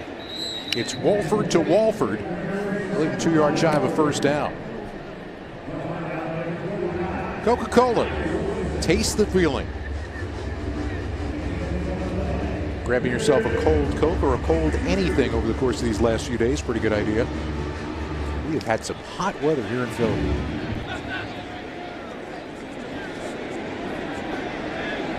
Jets are just 1 for 8 on 3rd down conversions. They need 2 to move the sticks. Alford firing, got it, first down. Chad Hansen making the catch on his back hip for a 9-yard pickup and a Jet first down. Hansen was, I think, a 4th-round pick a year ago by the Jets. He ran a great 40, drafted by the Jets, but he only had 9 catches for 94 yards. And this year he finds himself on the bubble with Anunwa back. Terrell Pryor added. What's that? Amazing part is he played more snaps than any other rookie, but only had the 9 catches. He's going to get a false start coming out of New York. They hit a big career at Cal for Jared Goff. False start, offense, number 65, 5-yard penalty, still first down. Talk about Jared Goff and those LA Rams. A lot of people think that's the pick in the NFC this year. Eagles are going to get another opportunity at them this season. Out there again, right? By virtue of coming in first place, they get both Minnesota and the Rams, other first place winners in the NFC. We'll talk about the schedule as we move on here in this second half. That's a big rush for Means, a strip sack with a flag on the play. Eagles have the football. Means is relentless. He's carved out a niche on special teams, but because they're so good up front on defense, he doesn't get as many snaps as he could on another team. Eagles are saying the penalties against the Jets after Kyle Wilson recovered the fumble. So Means there was a really good pocket for a while. Holding, offense, right tackle. That penalty is declined. We're in the field, the fumble recovered by the defense. First down. Oh, the second turnover for the Jets. For the first time tonight, the Eagles going to start in Jets territory with a chance to take the lead. Philadelphia's public university is a proud partner of the Philadelphia Eagles. Maybe preseason game number 4, but you get a strip sack, you're a happy man, you get to share the joy with your defensive coordinator. I really enjoy watching Stephen Means play. He's passionate about everything he does. Great get off there. Outstanding special teams player. He's 6'3", 263. Really powerful. Plays with an edge. When he gets an opportunity to rush the quarterback like he did right there, he makes plays. He's actually the guy that gave Jordan Mailata his welcome to the NFL moment in practice early in August. That he was. First down, Hackenberg looking to throw. He's got a lot of time. Check down and right through the hands of Josh Adams. That's at least the third ball that's been dropped by an Eagles receiver thrown by Hackenberg. We were talking to Mailata, and I told him I saw Stephen Means run right up his breastplate in a bull rush in early August in practice. And he started laughing. I said, "You remember that play?" He said, "Oh, yeah, that was my welcome to the NFL moment." And the cool thing is he said he went up to Stephen Means later after practice. He said, "What did you see that made you run up my middle?" He said, "You anchored with the wrong knee and you opened with the wrong hip. And I knew that I could come right up inside you and just drill you." And he knocked Mailata on his back. And it made an impression on Mailata how little things matter. Back to Adams again. This time he hauls it in. Now the third down coming up after that 3-4 yard pickup. CB South, local kid. Josh Adams, I'm talking about, of course, before Notre Dame, local Philadelphia area kid. Pumphrey back in the game. This is where you would figure Pumphrey's value is. You're talking about third down, change of pace kind of guy, screens, isolations on linebackers. It looks like it's a man situation right there. Jets are bringing a blitz, and there's your sack coming straight on through. Kendall Reyes out of UConn drops Hackenberg all the way back on the other side of the 45-yard line. Yeah, third and about 8 or 9. Ball's got to come out. I'm not sure he had much of an opportunity to even set his feet on that play. One way or another, Johnston was a very gaudy average here in this game tonight. Trying to bury the Jets again.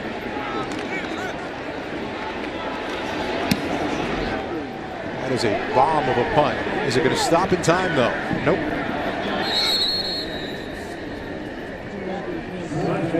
As we continue to take a look at where this roster is going, Mike, or where it's going in your estimation, we've done it all night long. What's the running back position look like? Well, Ajayi, Clement, and Sproles are locked in. They're the top 3 running backs. They'll get almost all of the offensive snaps. But then what do you do with special teams? So I've got these 3 guys as locks. I think Adams, the rookie from Notre Dame, is going to make this team. He's done a great job on special teams. I think these 2 guys are on the bubble. I think Smallwood especially, they know what he can do, which is why he's not in the lineup tonight. But Smallwood and the Notre Dame kid could make this team. I've only got 4. There very well could be 5. And Matt Jones with the inability to hang on to the football that we saw in Cleveland last week, that obviously has to hurt him.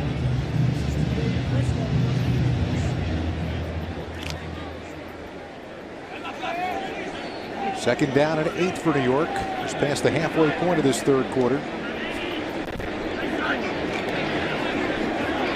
Big time rush. Getting away from it.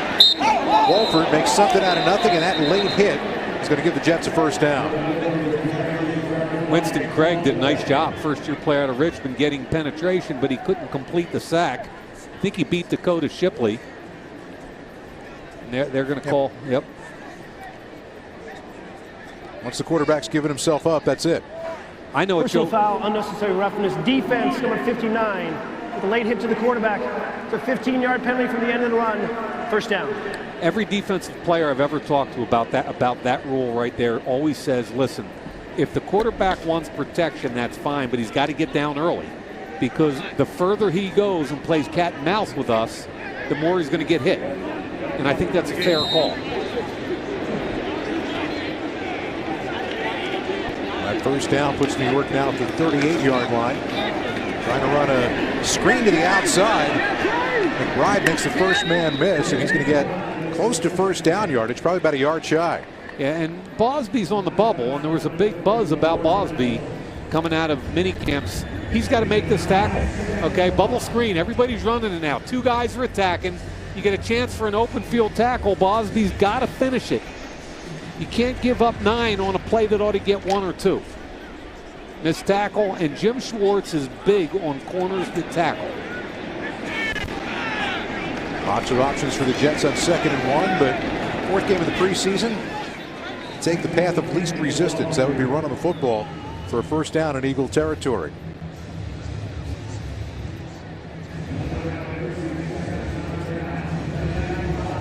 Sante Brown, rookie out of Western Michigan.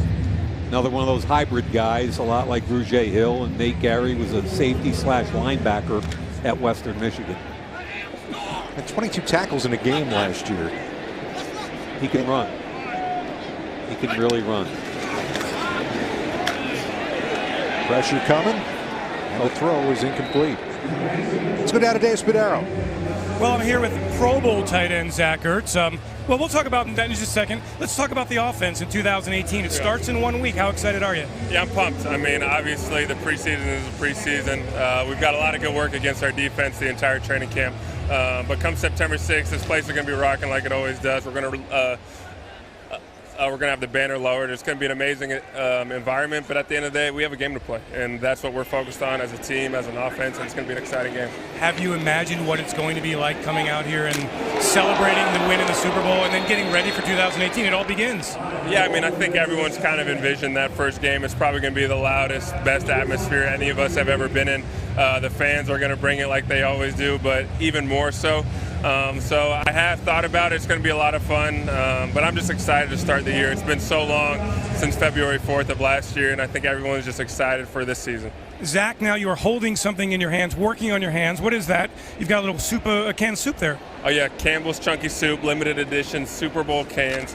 You can find them at your local Acme markets. And so yeah, it's an unbelievable can. First of a kind. You got the Art Museum parade in the back. So there it is. There's that. There's the back. So it's all good. And that is the sirloin burger with country vegetables. There's also the chunky classic chicken noodle soup. Good. Oh yeah, I mean, you can never go wrong with Campbell's Chunky Soup. All right, Zach, thanks so much, and have a great season. Thank you, guys. You can check that out at PhiladelphiaEagles.com/chunky. Yeah, sirloin burger is the best soup they ever put out. I'm sorry, I just won't accept any kind of an argument on that. Wow. Spuds was into that. Yeah. He's all about the food, isn't he? He is. And the bling. Yeah, if it's free, it's me, right? That's Spuds' mantra. Jets penalized there as they were moving the ball well after that big 20-yard pickup to Clive Walford. Blitz coming, it's picked up. And a pass a little bit too tall for Chad Hansen. Yeah, overload blitz, stressing the right side of the Jets' offensive front, and Shandon Sullivan's in man coverage on the outside. Sullivan's played well. I think he's he could have a nice opportunity to pass through to the practice squad. We ought to remind people, Scott, that to make it to the practice squad, you have to get cut first. You have to clear waivers with nobody claiming you, and then you can be re-signed to anybody's practice squad. There's going to be a lot of that movement coming up over the course of the next couple of days.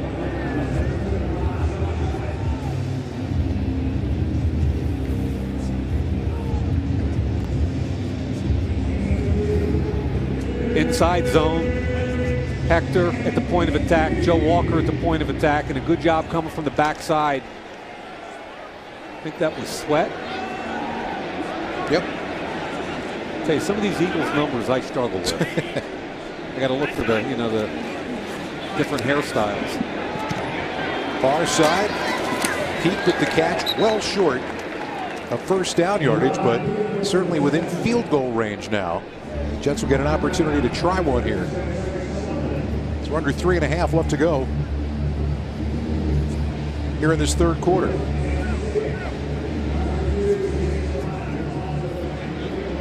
Jason Myers has already hit a bomb of a field goal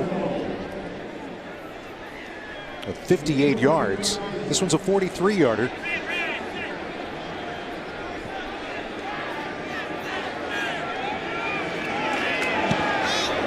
Plenty of leg. Right now it is a field goal game.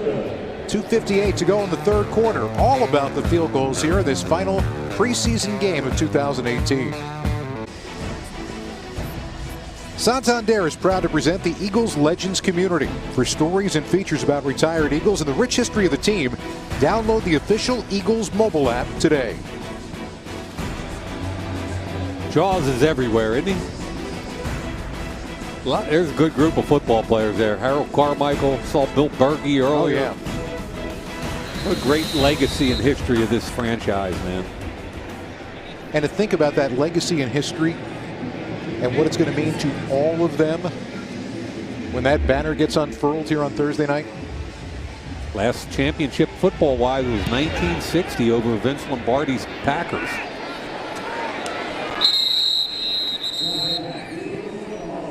So a touchback, and Christian Hackenberg get it out at the 25-yard line to begin his next drive. The Eagles official fan jewelry collection celebrates the Eagles Super Bowl 52 championship. Shop this exclusive limited edition line of finely crafted jewelry at jostens.com/Eagles. There it is. That was back at Franklin Field, 1960. Went to see Ray Didinger's play last week, Tommy and Me. How was that? Oh, it was awesome.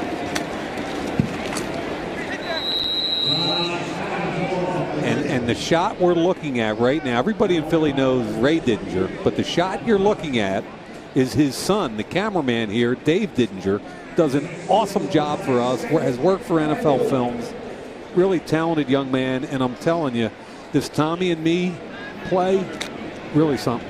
Everything I've heard about it.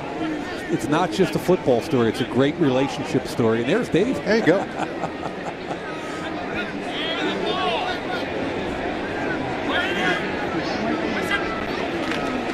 On second down, back to the ground, Adams. Nowhere to run to, and he gets caught from behind back at the 29-yard line. Lost a yard or two, so third down coming up. Adams has not had a whole lot of room to run tonight.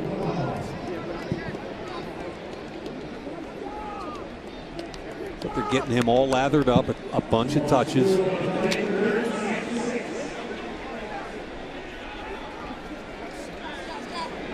Twelve carries now for 27 yards on the night for Josh Adams. Third down, they've got to get it to the 35. Just 4 for 12 on third down tonight. Hackenberg running up in the pocket, running once again, and giving his body up, but also the football. Down on the ground, it looks like the Jets have it at the 35. He got sandwiched there. Xavier Cooper, who ended up with the football, was one of the two guys that hit him. So that is a third turnover tonight for Christian Hackenberg. Protect the football. The key hit came in from J.J. Wilcox. Xavier Cooper had a piece and then got the ball while it was on the ground. You can't be carrying it around like that. Put it away. Anticipate contact. The Eagles were plus 11 last year in turnover ratio, which is 4th best in the NFL, and one of the reasons they played in the Super Bowl. And I think one of the concerns that I have, and I think throughout the preseason, are the penalties and the turnovers. They've been loose with the football, no doubt. The Jets take over at the Eagles' 35-yard line. And when you have a defense that's as good as the Eagles' defense is, we've talked about it a couple of times tonight with regard to the kicking game, the punting game, the field position game. Right. When your defense is as good as the Eagles was last year, people don't understand how much that hidden yardage matters. And you take care of the football, play great special teams.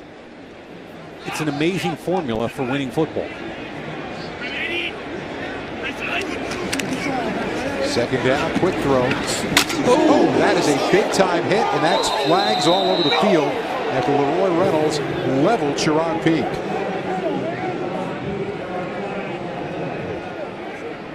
Now, technically, he was not a defenseless receiver, I believe. This would be more about, I'm guessing, the helmet. Yes.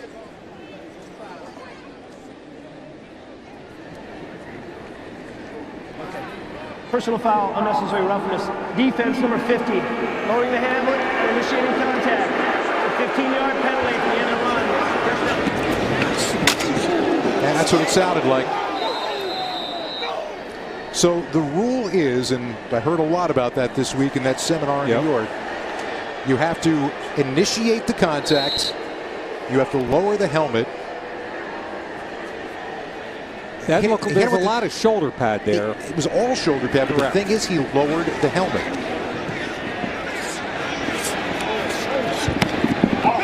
Ball tipped out and could have almost been caught one-handed by Walford. That's the key, though. Whether the hit was with the helmet or not, he lowered the helmet to initiate contact. You were at the seminar, I was not. I know we're trying to take the crown of the helmet and dropping the head out of the game on both sides of the ball. And anybody that played the game would be an advocate of that. However, if you drop the head and hit with the shoulder only, how's that a penalty? I don't think it is. But that's what I thought I saw. That's what I thought I saw, too. Fumble as the ball hit the ground. It might have been down by contact at the 1-yard line on the carry from Thomas Rawls, and I believe that's what they're going to call. Yep. Knee down. Ball still under control. No question. Not quite to the 1. Remember, Rawls played pretty well in Seattle a few years back. Nice career in the MAC. This is the end of the third quarter. So 3 quarters down, 15 minutes of the preseason to go, and the Eagles defensive unit will begin the 4th quarter trying to do what they've done these last couple of weeks and come up with another goal line stand. Resale marketplace of the NFL, where 100% of the tickets are verified by Ticketmaster.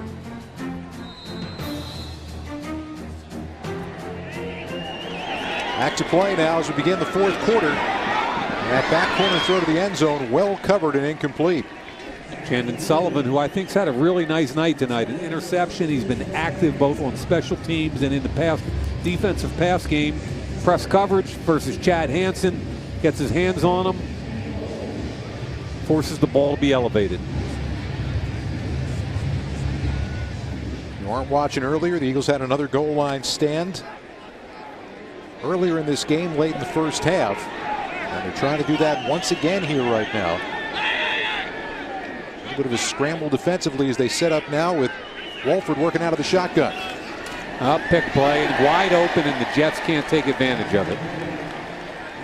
Eagles have a player down who got caught in a pick with, I believe, his own player.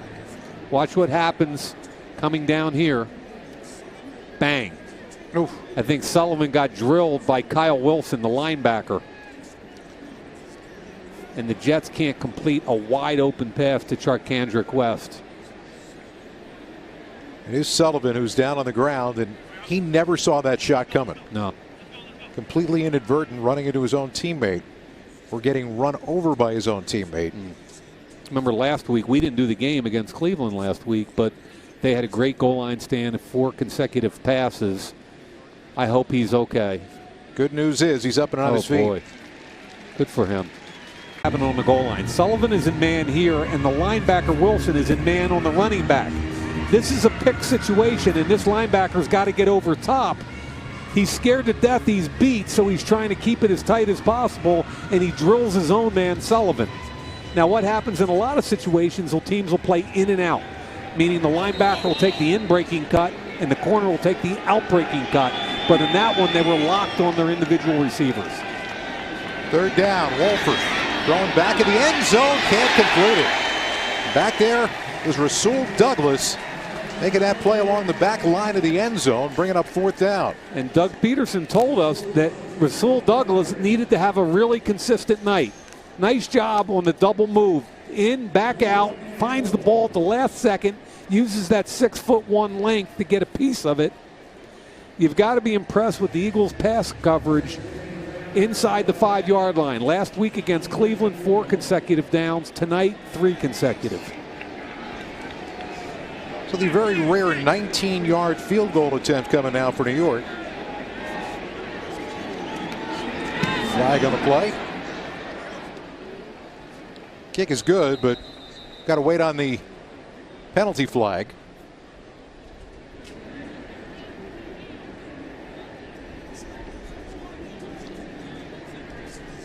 These situations, it's often whether the defense set up over top of the center on a field goal attempt, which you're no longer allowed to do. It's probably going to be the call, and they're going to go over and determine whether or not field goal is good. They take the penalty on the kickoff. There's a Philly guy, right? Yep. Todd Bowles. Absolutely. Temple tough, man. Robbie Anderson, another Temple guy, is one of their wide receivers. Illegal formation. Defense number 66 is lined up over the center. New York elects to decline the penalty. The field goal is good. Nice job, Scott. Just went to the seminar. You're all over it, dude. 2018 Eagles Radiothon presented by Santander is live. Bid now at eaglesradiothon.com and tune into Sports Radio 94 WIP on September 4th and 5th to follow along with all the action. Season is almost upon us. It's exciting, man. You know, and I look, you made a comment about the defense earlier, and I wanted to kind of take that another step. And, you know, I've heard people criticize Jim Schwartz's defense and their effort in the Super Bowl, even though they beat Tom Brady 41-33, right? Right. So I kind of look at the 2 playoff games prior to that, right? They beat Atlanta 15-10. And they smack the Minnesota Vikings. What was it, 31-7 or whatever? So they pitch a couple shutouts on defense and win a shootout against Tom Brady. And all I can tell you is there's a reason he's smiling. He's really good, and Howie Roseman has gotten him a bunch of talent. Had a great rotation up front. Defensive backfield has been solidified. And remember, Darby got here late last year. Right. Then got hurt and missed some time. He's healthy. He's been here the entire of the preseason. You've got the safeties that you got that are as good as it gets. This is a very, very good defensive unit. Look, they went to camp last year, and they didn't know who was going to open up at corner. And they trade for Ronald Darby. Nobody's throwing the football anywhere near Ronald Darby. He is a gifted young man. Jalen Mills has had an outstanding camp. Sidney Jones won the nickel competition, in my opinion. I mean, there's some talent. And I think you've got to give Howie Roseman, Joe Douglas, and that personnel staff an unbelievable amount of credit for a 2-year makeover culminating in a Super Bowl win. Callahan back in the game now, and Matt Jones is in the backfield. Callahan, look out. Down he goes. Untouched on the blitz is Parry Nickerson, the rookie out of Tulane. Yeah, he's their 6th-round pick. Watch 43 coming off the edge right here. Unblocked off play action, ignores the play action as he should, and goes right for the quarterback. While that was going on, Toby Weathersby, the front side tackle, got jacked also. That was just bad protection all around. Second down and a bunch, call it 20. They throw that screen out. Pretty well blocked on the outside. Tim Wilson, the rookie, dancing out of bounds. Out across the 20 at the 21 for a gain of 6. Bud Light, game day's favorite light lager. About Tim Wilson, Radnor High School. We talked about Josh Adams at CB South. We talked about the quarterback Callahan coming out of Absecon, New Jersey, and got a wideout from Radnor. 3rd down now and 14. All kinds of movement. Watch him as the guy who, I believe, forced that false start. Neutral zone infraction. Yep. Defense number 57. It's a 5-yard penalty. Still 3rd down. Quatcham is 6'5", 246, and he was a collegiate wide receiver, believe it or not, at Oregon State, converted to edge rusher. Don't see that very often. No. Offensive lineman kind of happy. They always like it when the defensive guys get called offside.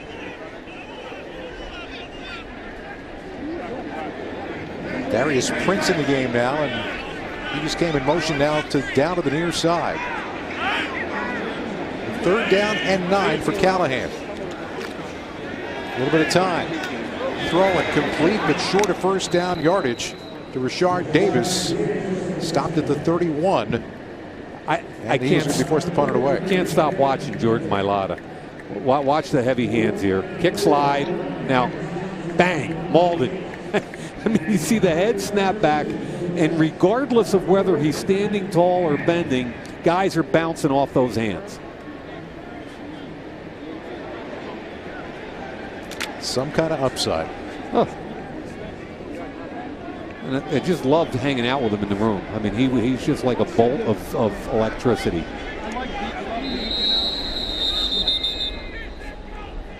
One, 2, 3, 4, 5, 6, 7, 8, 9, 10, 11. I think there's 12 defenders, I believe. 12 men on defense. It's a 5-yard penalty, and the yardage gained is enough for a 1st down. There you go.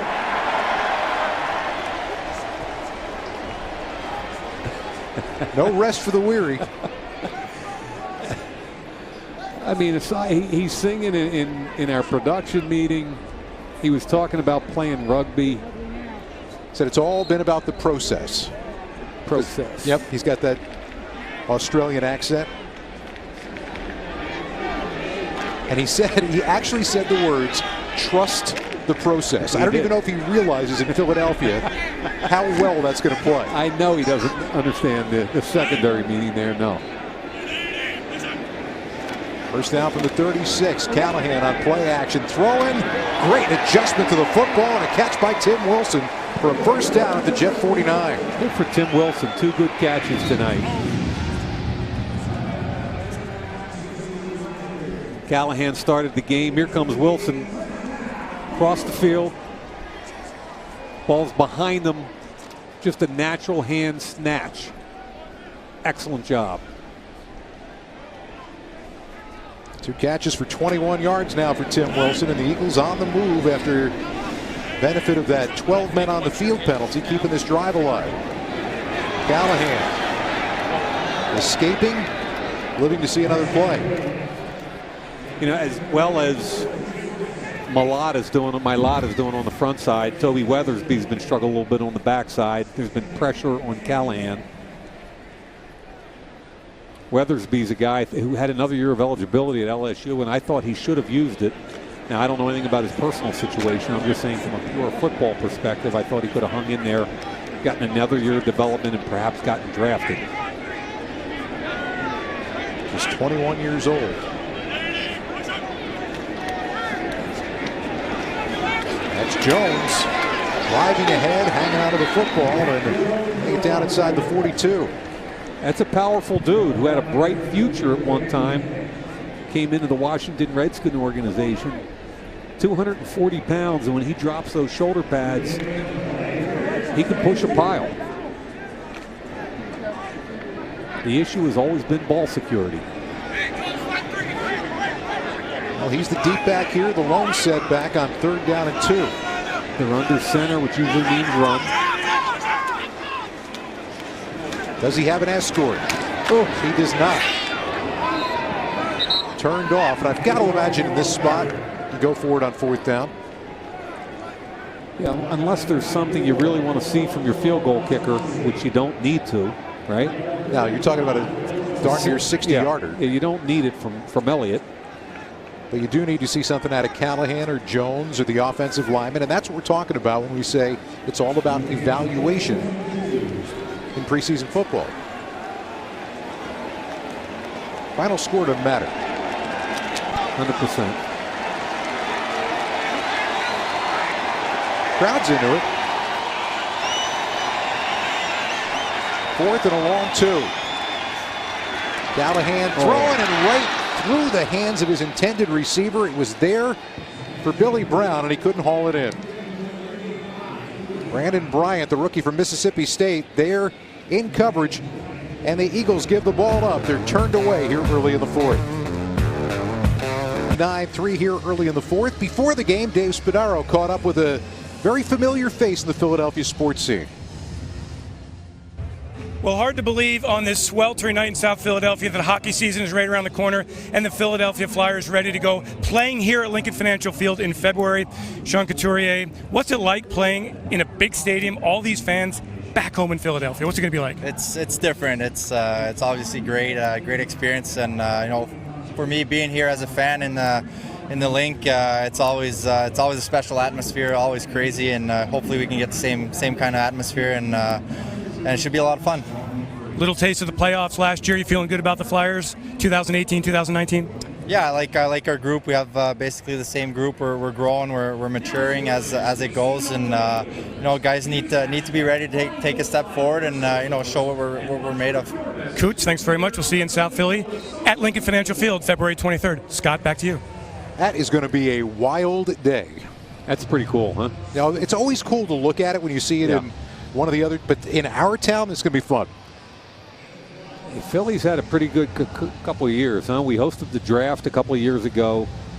3 days of festivities, no arrests. Showed the typical spirit of Philadelphia that people don't appreciate around the country. Still should be hosting the draft. Win a Super Bowl. I mean, things are cracking in Philly, man. I mean, you've been here your whole life. Yep. I've been here for 35 years. I was so proud of our city that week of the draft. Just an incredible job of putting on a show, of having it be fun, safe, enjoyable. It was just a tremendous experience. I was stunned when they said it wasn't going to come back for a second year. You know that my job is the draft every year. I've been to, I can't tell you how many in New York City, then a couple years in Chicago, Philly, then to Dallas. And out of all the years, I don't think there's anywhere near as much excitement in a downtown area as we had in Philadelphia. Ooh, great close on the ball. Reeves got a hand on it. Now you got a late flag coming in from way down that right sideline. I'm telling you, Reeves trusts his eyes, and he breaks on the football.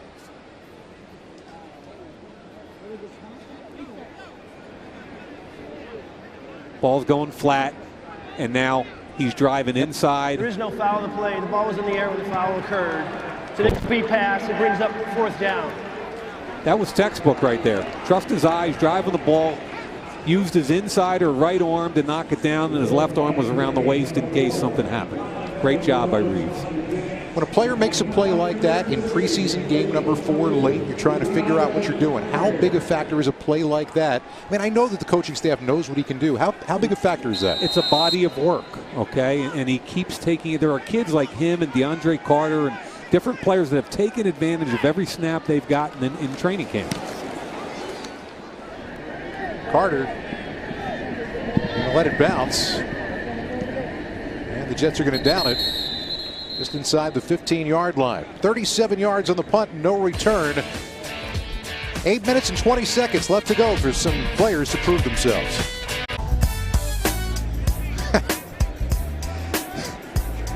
Doesn't matter what it is. It's Eagles football to some. It is exciting. First down as the Eagles get it back. Trying to see if they can get this one. Let's go down to Dave Spadaro. Guys, I've got a story that has nothing to do with this football game, but it does have to do with the Eagles' organizational culture.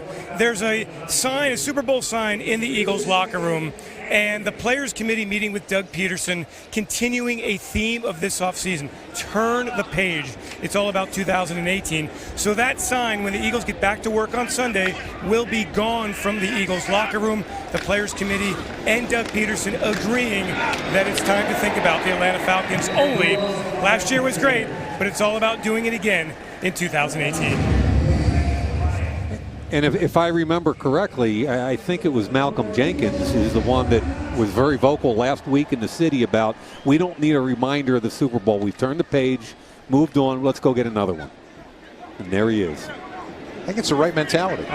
Malcolm Jenkins is one of the most impressive people, not just football players, but people I've ever met.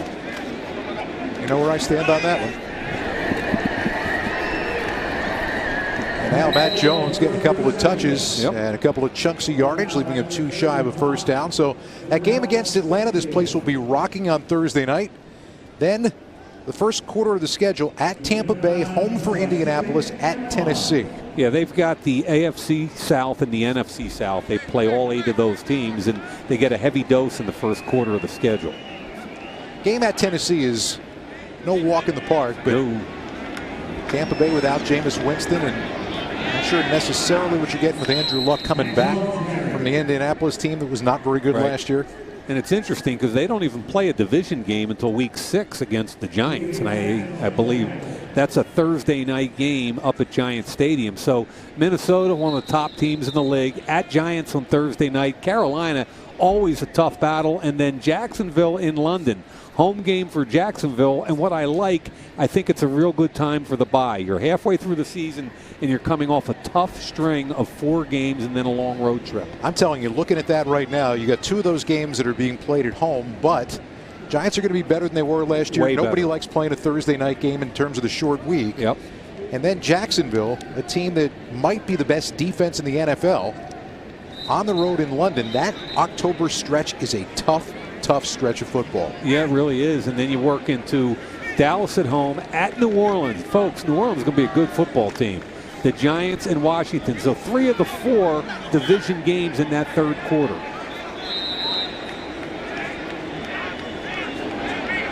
They're down at short. 6:15 and counting left to go, and there's your first down. And then they finish up with the fourth quarter of games at Dallas, at the Rams. That'll be a huge football game. Houston at home, which should be a vastly improved team with Deshaun Watson, and at Washington. So the way the schedule works out is you've got the AFC South, the NFC South, Minnesota, and the Rams by virtue of being a first-place team, and then your division schedule. You want to start well in September if you can, because as I said, October's got just a couple of really difficult situations, travel situations, and the like. That's a good throw right up the seam. Finding the tight end Anthony Denham for a first down in Jets territory at the 41. Nice job by Denham making a tough catch just in camp this week. Outside release, nice throw, Callahan. And you can see, I mean, the kid's got 2 accrued seasons in the NFL with Green Bay. He's got some stuff. At his first one. I'm sorry, go ahead, Scotty. He had his first career actual game action, week 17 last year. After spending a lot of time in the preseason. He's got some arm strength. Now he's got 5 minutes now to try to put his team in front. Firing again. And there it is again, and that's going to be another first down. This time Billy Brown hangs on at the 30. Back-to-back shots to his tight ends.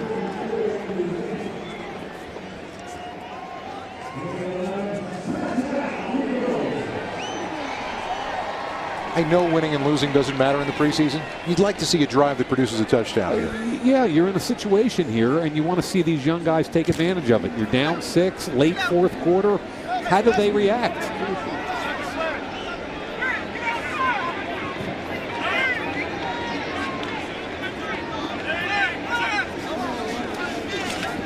Giving Callahan time once again. Toward the end zone, picked off.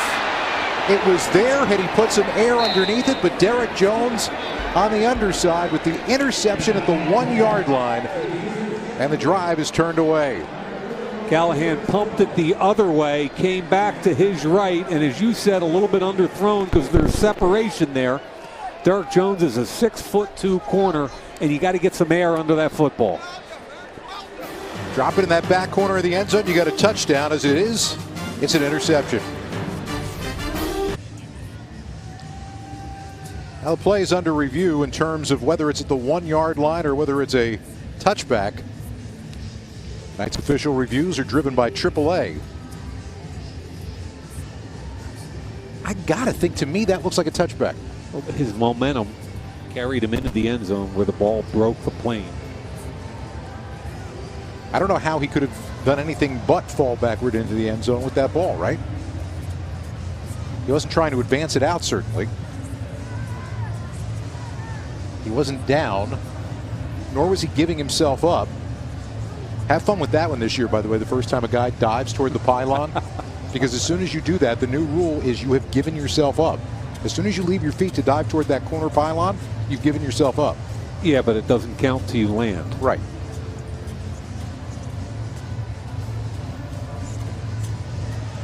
But if you land short and roll in, you're short. Yep.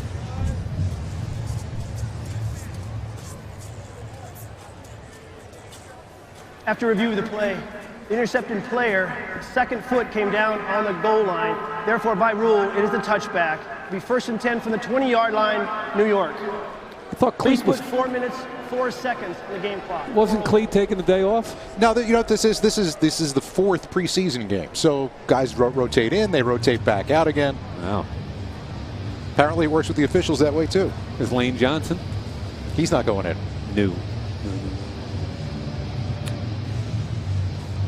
4:04 left to go. Defense trying to put the clamps down one more time, maybe get another opportunity to get the football back. Yeah, it's a shame Callahan didn't put some air under that because he had it. It was there. And he made a couple nice throws leading up to that throw. On first down, that toss to the near side and some cutback running for George Atkinson, the third. There's a late. Yep. Here it comes. Flags are late too. The 62, Antonio Garcia, who was a 3rd-round pick of New England a year ago. Dumb play by him. Just pushed the defender in the back after the whistle. Watch 62. He's working on Sullivan. Now the whistle's already been sounded and he goes after him again. So that's legal, that shot, but he continues after him.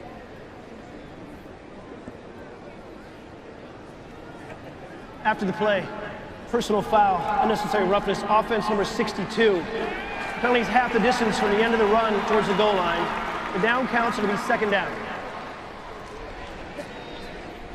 Celebrate your Super Bowl champion Eagles at the NFL Kickoff Experience on September 6th at Penn's Landing. Festivities start at 12 noon.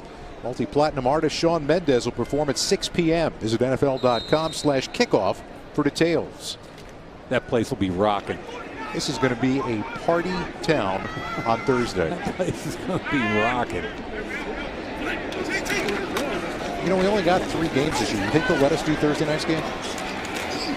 No. I think you got to ask NBC, and that's probably a no. All right. Could ask. Flags all over the field on that first running play. Corey Unlin, defensive backs coach for the Eagles. Holding, offense, number 60. That penalty's declined. Brings up 3rd down. We get down toward the end of this final 4 minutes. Take a look at the bottom of your screen. All the folks involved with the Eagles and with our production team, first class all the way. They make our job so easy all summer long. A shout out to each and every one. Everybody, terrific job.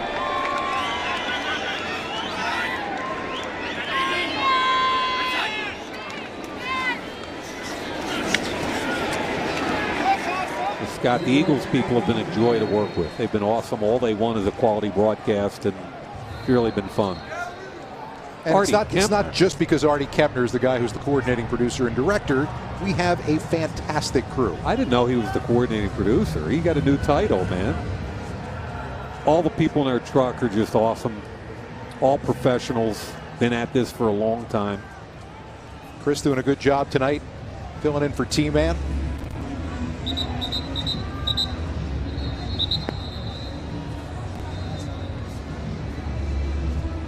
Just everybody involved, top to bottom. Could not be more proud of a group of people.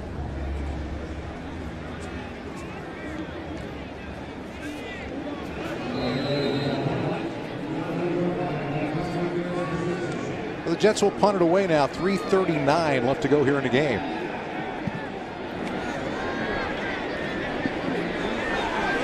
Chance for a return, maybe. DeAndre Carter made something out of nothing. Got 6 yards on the return after a 56-yard punt. And the offense will get one more try at least here with 3:28 left to go. Joe Callahan back at quarterback as we continue saying thank you. And as Nick Foles and Carson Wentz continue to look on from the sideline, one of them will be down under center for the first offensive snap here on Thursday night.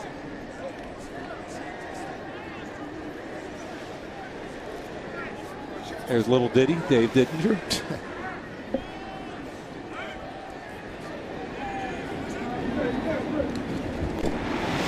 Callahan feels that pressure coming. And now throwing.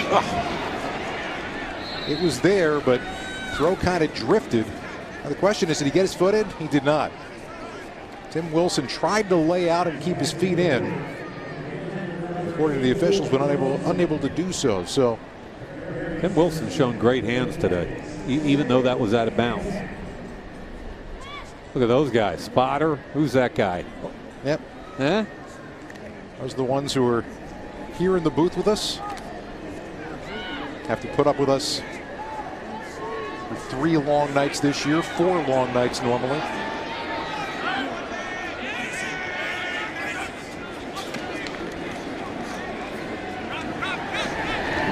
Throw to the outside. It's going to be a first down. Matt Jones has had a solid night tonight. Caught the ball cleanly, a couple good runs.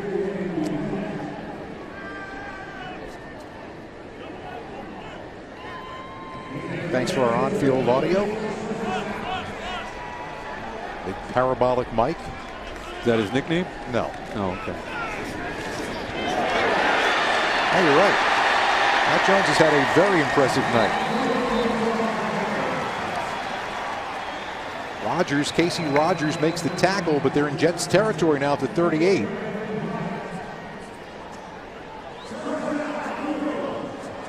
Yeah, there we are. See? This is the group that we keep around with us at all times. Nice cut. Jones got himself close to another first down. 2:41 to go.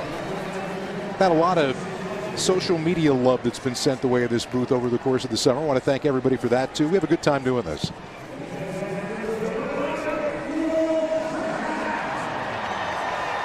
Well, here you go. Right back where you were, or almost there anyway, just a couple of minutes ago. Down 6 inside the 30. Callahan trying to lead a go-ahead drive.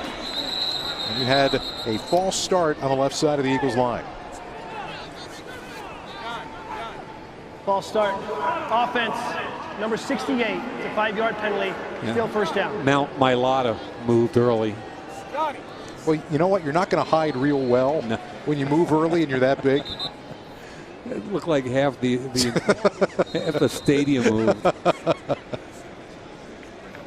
And there's Stout, who Mailata kept, was just like, I can't believe all the names he's called me, all the things he's yelled at me, but he makes me better.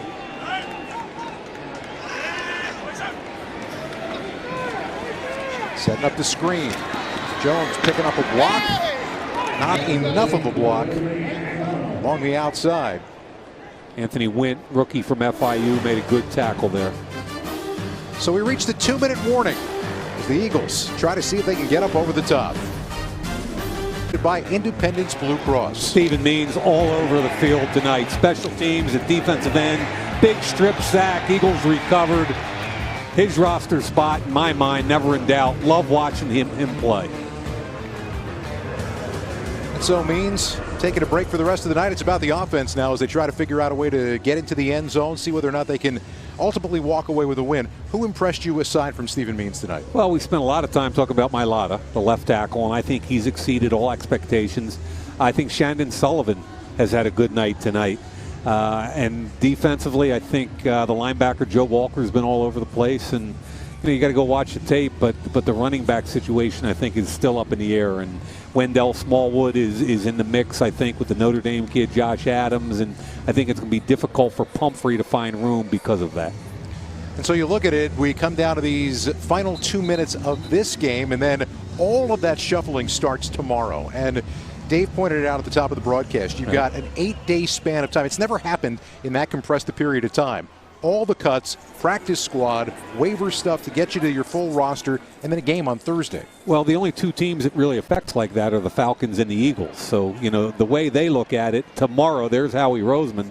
The way Howie looks at it is tomorrow is a normal Monday. And they're on their normal countdown for a game 6 days later. And there's a ton of pressure on Howie Roseman because he won't even have a practice squad till late Sunday, and he's got a game Thursday night. So now 2nd down and 14 inside the 2-minute warning.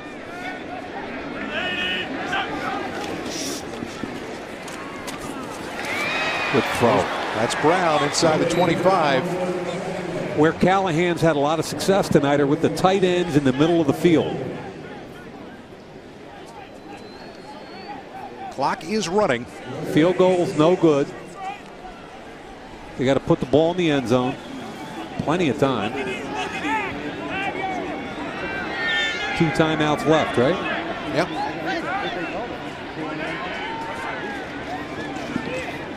Callahan, steady hand, and he's got a first down. Inside the 17-yard line.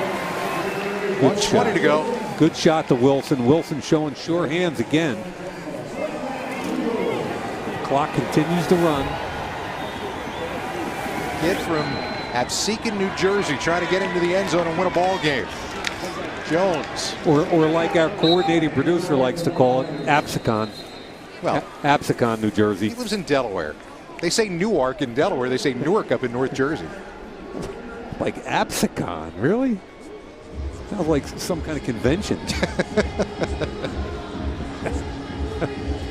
So 1 timeout left as the Eagles spend 1 there. 2nd down coming up. And 1:02 left to go in the game. Guys on the sidelines are thinking, okay, here's what we got in front of us tomorrow. Callahan's thinking, I need this right now. The competitive edge, it's not, and he was very realistic about the fact that he was, you know, getting reps on tape for people to be able to look at so he can continue to play in the NFL. But the competitive side right now, you want to get it in. No doubt. 2nd down, Wilson in motion.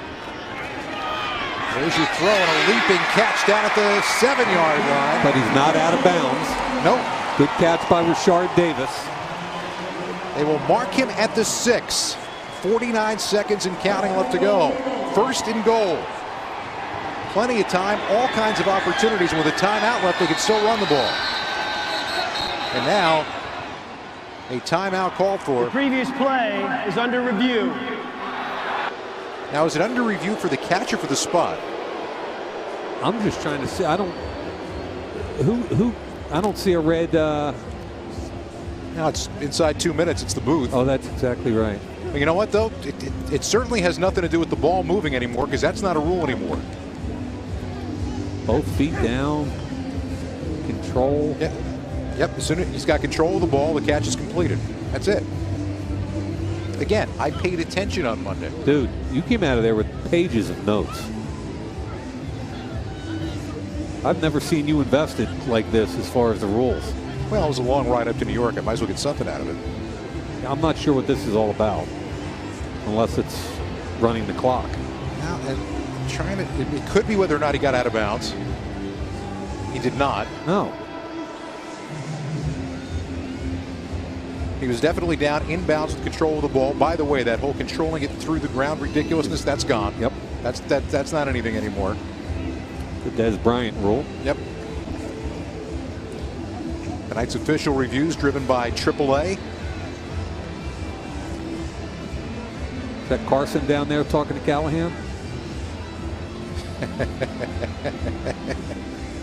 Yep. Right in the middle of it. Yep. Let's go get a win, buddy. After review of the play, the ruling on the field is confirmed. It is a catch. First down. Wow. That was a sketchy review. I agree. So now they'll start the clock on his. Ready for play. There it is. And Callahan needs to be aware of that. Exactly. They got to get out there quickly because they just lost 5 seconds. Correct. Clock is running with 30 seconds left to go. 1st and goal from the 6. Callahan firing. It's going to be complete and out of bounds to stop the clock to Billy Brown with 24 seconds left. So he got 2 down to the 4-yard line. Remember, you still have the timeout left. You could still, out of a spread formation. You can run the football as long as you're getting in there close enough. What do we got? 2nd and goal on the 4, 24 seconds and 1 timeout. Playbook still open. Love the fact that Doug is still so invested in this. You want to give this group of guys the best opportunity to try to succeed here. Absolutely. 2nd and goal. Remaining fans loving it. Callahan throwing. Jones got it. Reaching for the pylon. Touchdown! Yeah, you got to get in there. If he puts it on you like that, you got to get it in. This will be automatically reviewed also.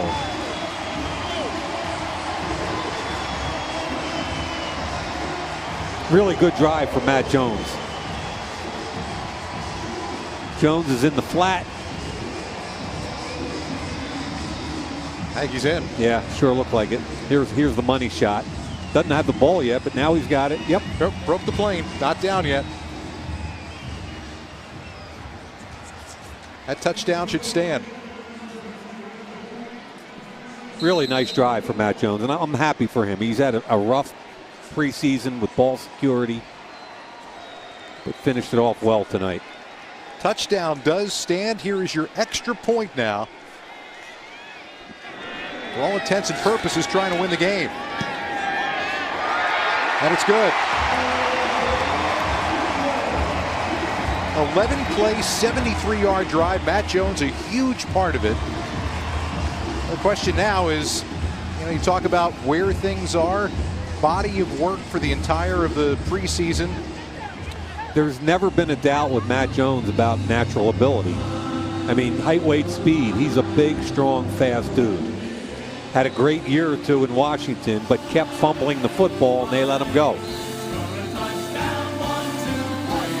And Mailata getting his congratulations for holding down that left tackle spot more than ably here tonight. He had a lot of work tonight, didn't he? He did. I think he was the most fun to watch of anything we had tonight. And you don't say that a whole lot about an offensive lineman in a preseason game. They haven't been able to sing that song or do that chant in a really long time cool? here. Yeah. Look at this. Aaron Evans, the rookie from Central Florida, all jacked up with him. That's really cool. Well, those guys worked hard for that 73-yard drive, 4th preseason game or not. Look, offensive linemen are all cut from the same cloth. Look at these two guys. I love the O-line room. The offensive line, when the regulars are playing, clearly one of the great strengths of this team. Drive summary brought to you by Geico, saving people money on car insurance for over 75 years. Matt Jones, the 4-yard touchdown catch, capping off a drive. It took a little bit more than 3 minutes and ended with just 18 seconds on the clock. Great job by Callahan. Offensive line got a lot of push, and Matt Jones. Big piece of that drive. Very cool. Pride of Holy Spirit High School feeling pretty good right now.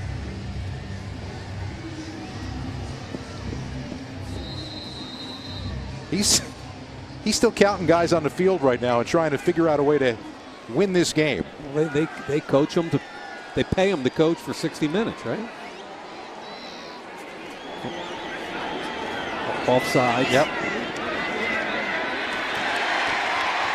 That's going to end up being a sack for Means, but I believe 2 penalties on the Eagles that play. That's no good. Sweat, I believe, was offside before the play started. Yep. Means involved again.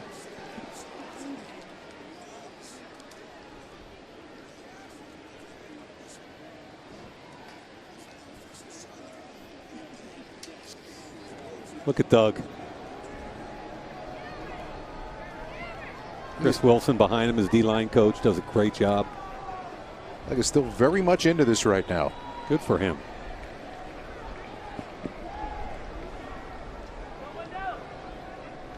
There are 2 fouls against the defense on the play. Defense offsides, number 75, and that penalty's declined. Personal foul, unnecessary roughness. Defense, number 51. It's a 15-yard penalty from the previous spot, first down.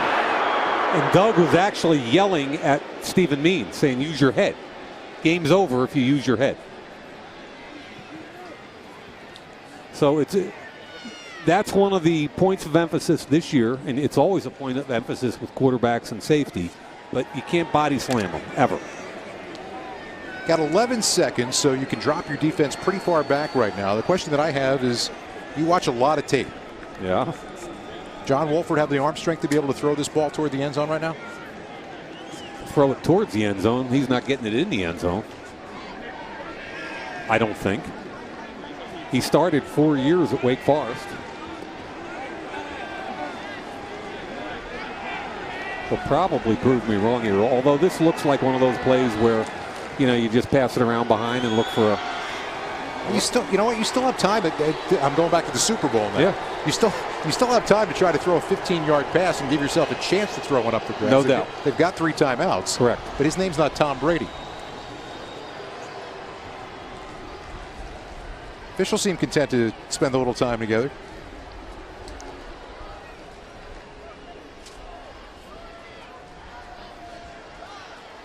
Did you ever hear Merrill talking about that last play of the Super Bowl? In what vein? His broadcast booth was all the way at the other side of the field from where the throw was going. He was terrified he wasn't going to be able to see what happened because he was 125 yards away. Fortunately, he was able to see through a couple of bodies and saw it happen. But that's funny. Now, why are we? Come on.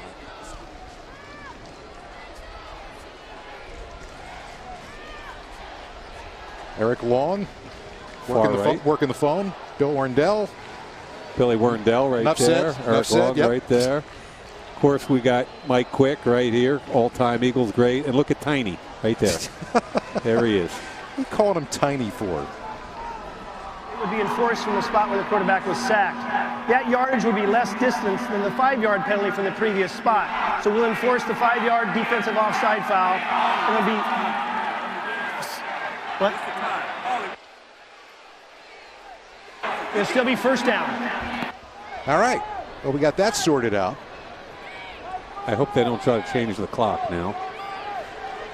No, because the result of the play, well,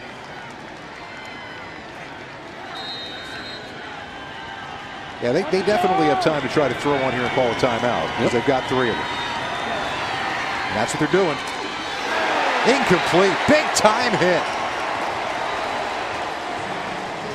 Ironhead Gallen.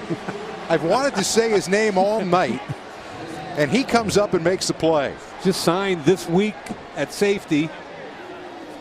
Comes underneath, uses the shoulder pads. Apparently he's Ironhead because his father loved Craig Ironhead Hayward. Given name is DeShaunty.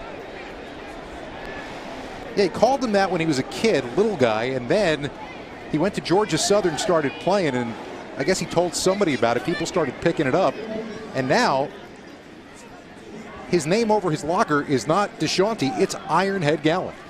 God bless him. Big hit. He got here Monday.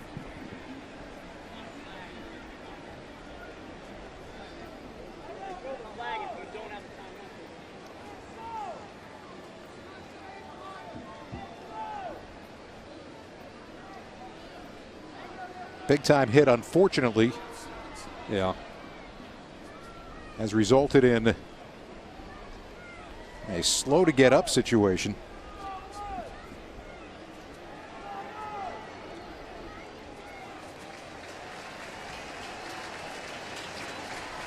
But Jordan Leggett's going to walk off under his own power, and you've got 7 seconds left right now. All right. Big hit by Gallen. That was a clean, legal, big hit. They still have the same opportunity here if you can do it in 5 seconds. Yep. That's how you got to play this.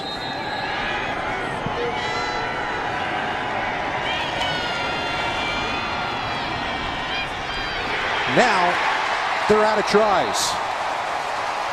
And the Jets will not even call the timeout. It's over. Stephen Means with a sack, and the Eagles win the preseason finale by a final count of 10-9. Stephen Means is one of the emotional leaders of this team. A lot of respect with Todd and Doug. A lot of people made a lot, which doesn't mean a whole lot, about the fact that no team had gone 0-4 in the preseason and gone on to win the Super Bowl. since they began the 16-game schedule. Now you don't have to worry about it. Didn't the Detroit Lions go 4-0 and then not win a game after that? Just goes to show you what wins and losses mean in the preseason. Carson Wentz, you'll see him at some point.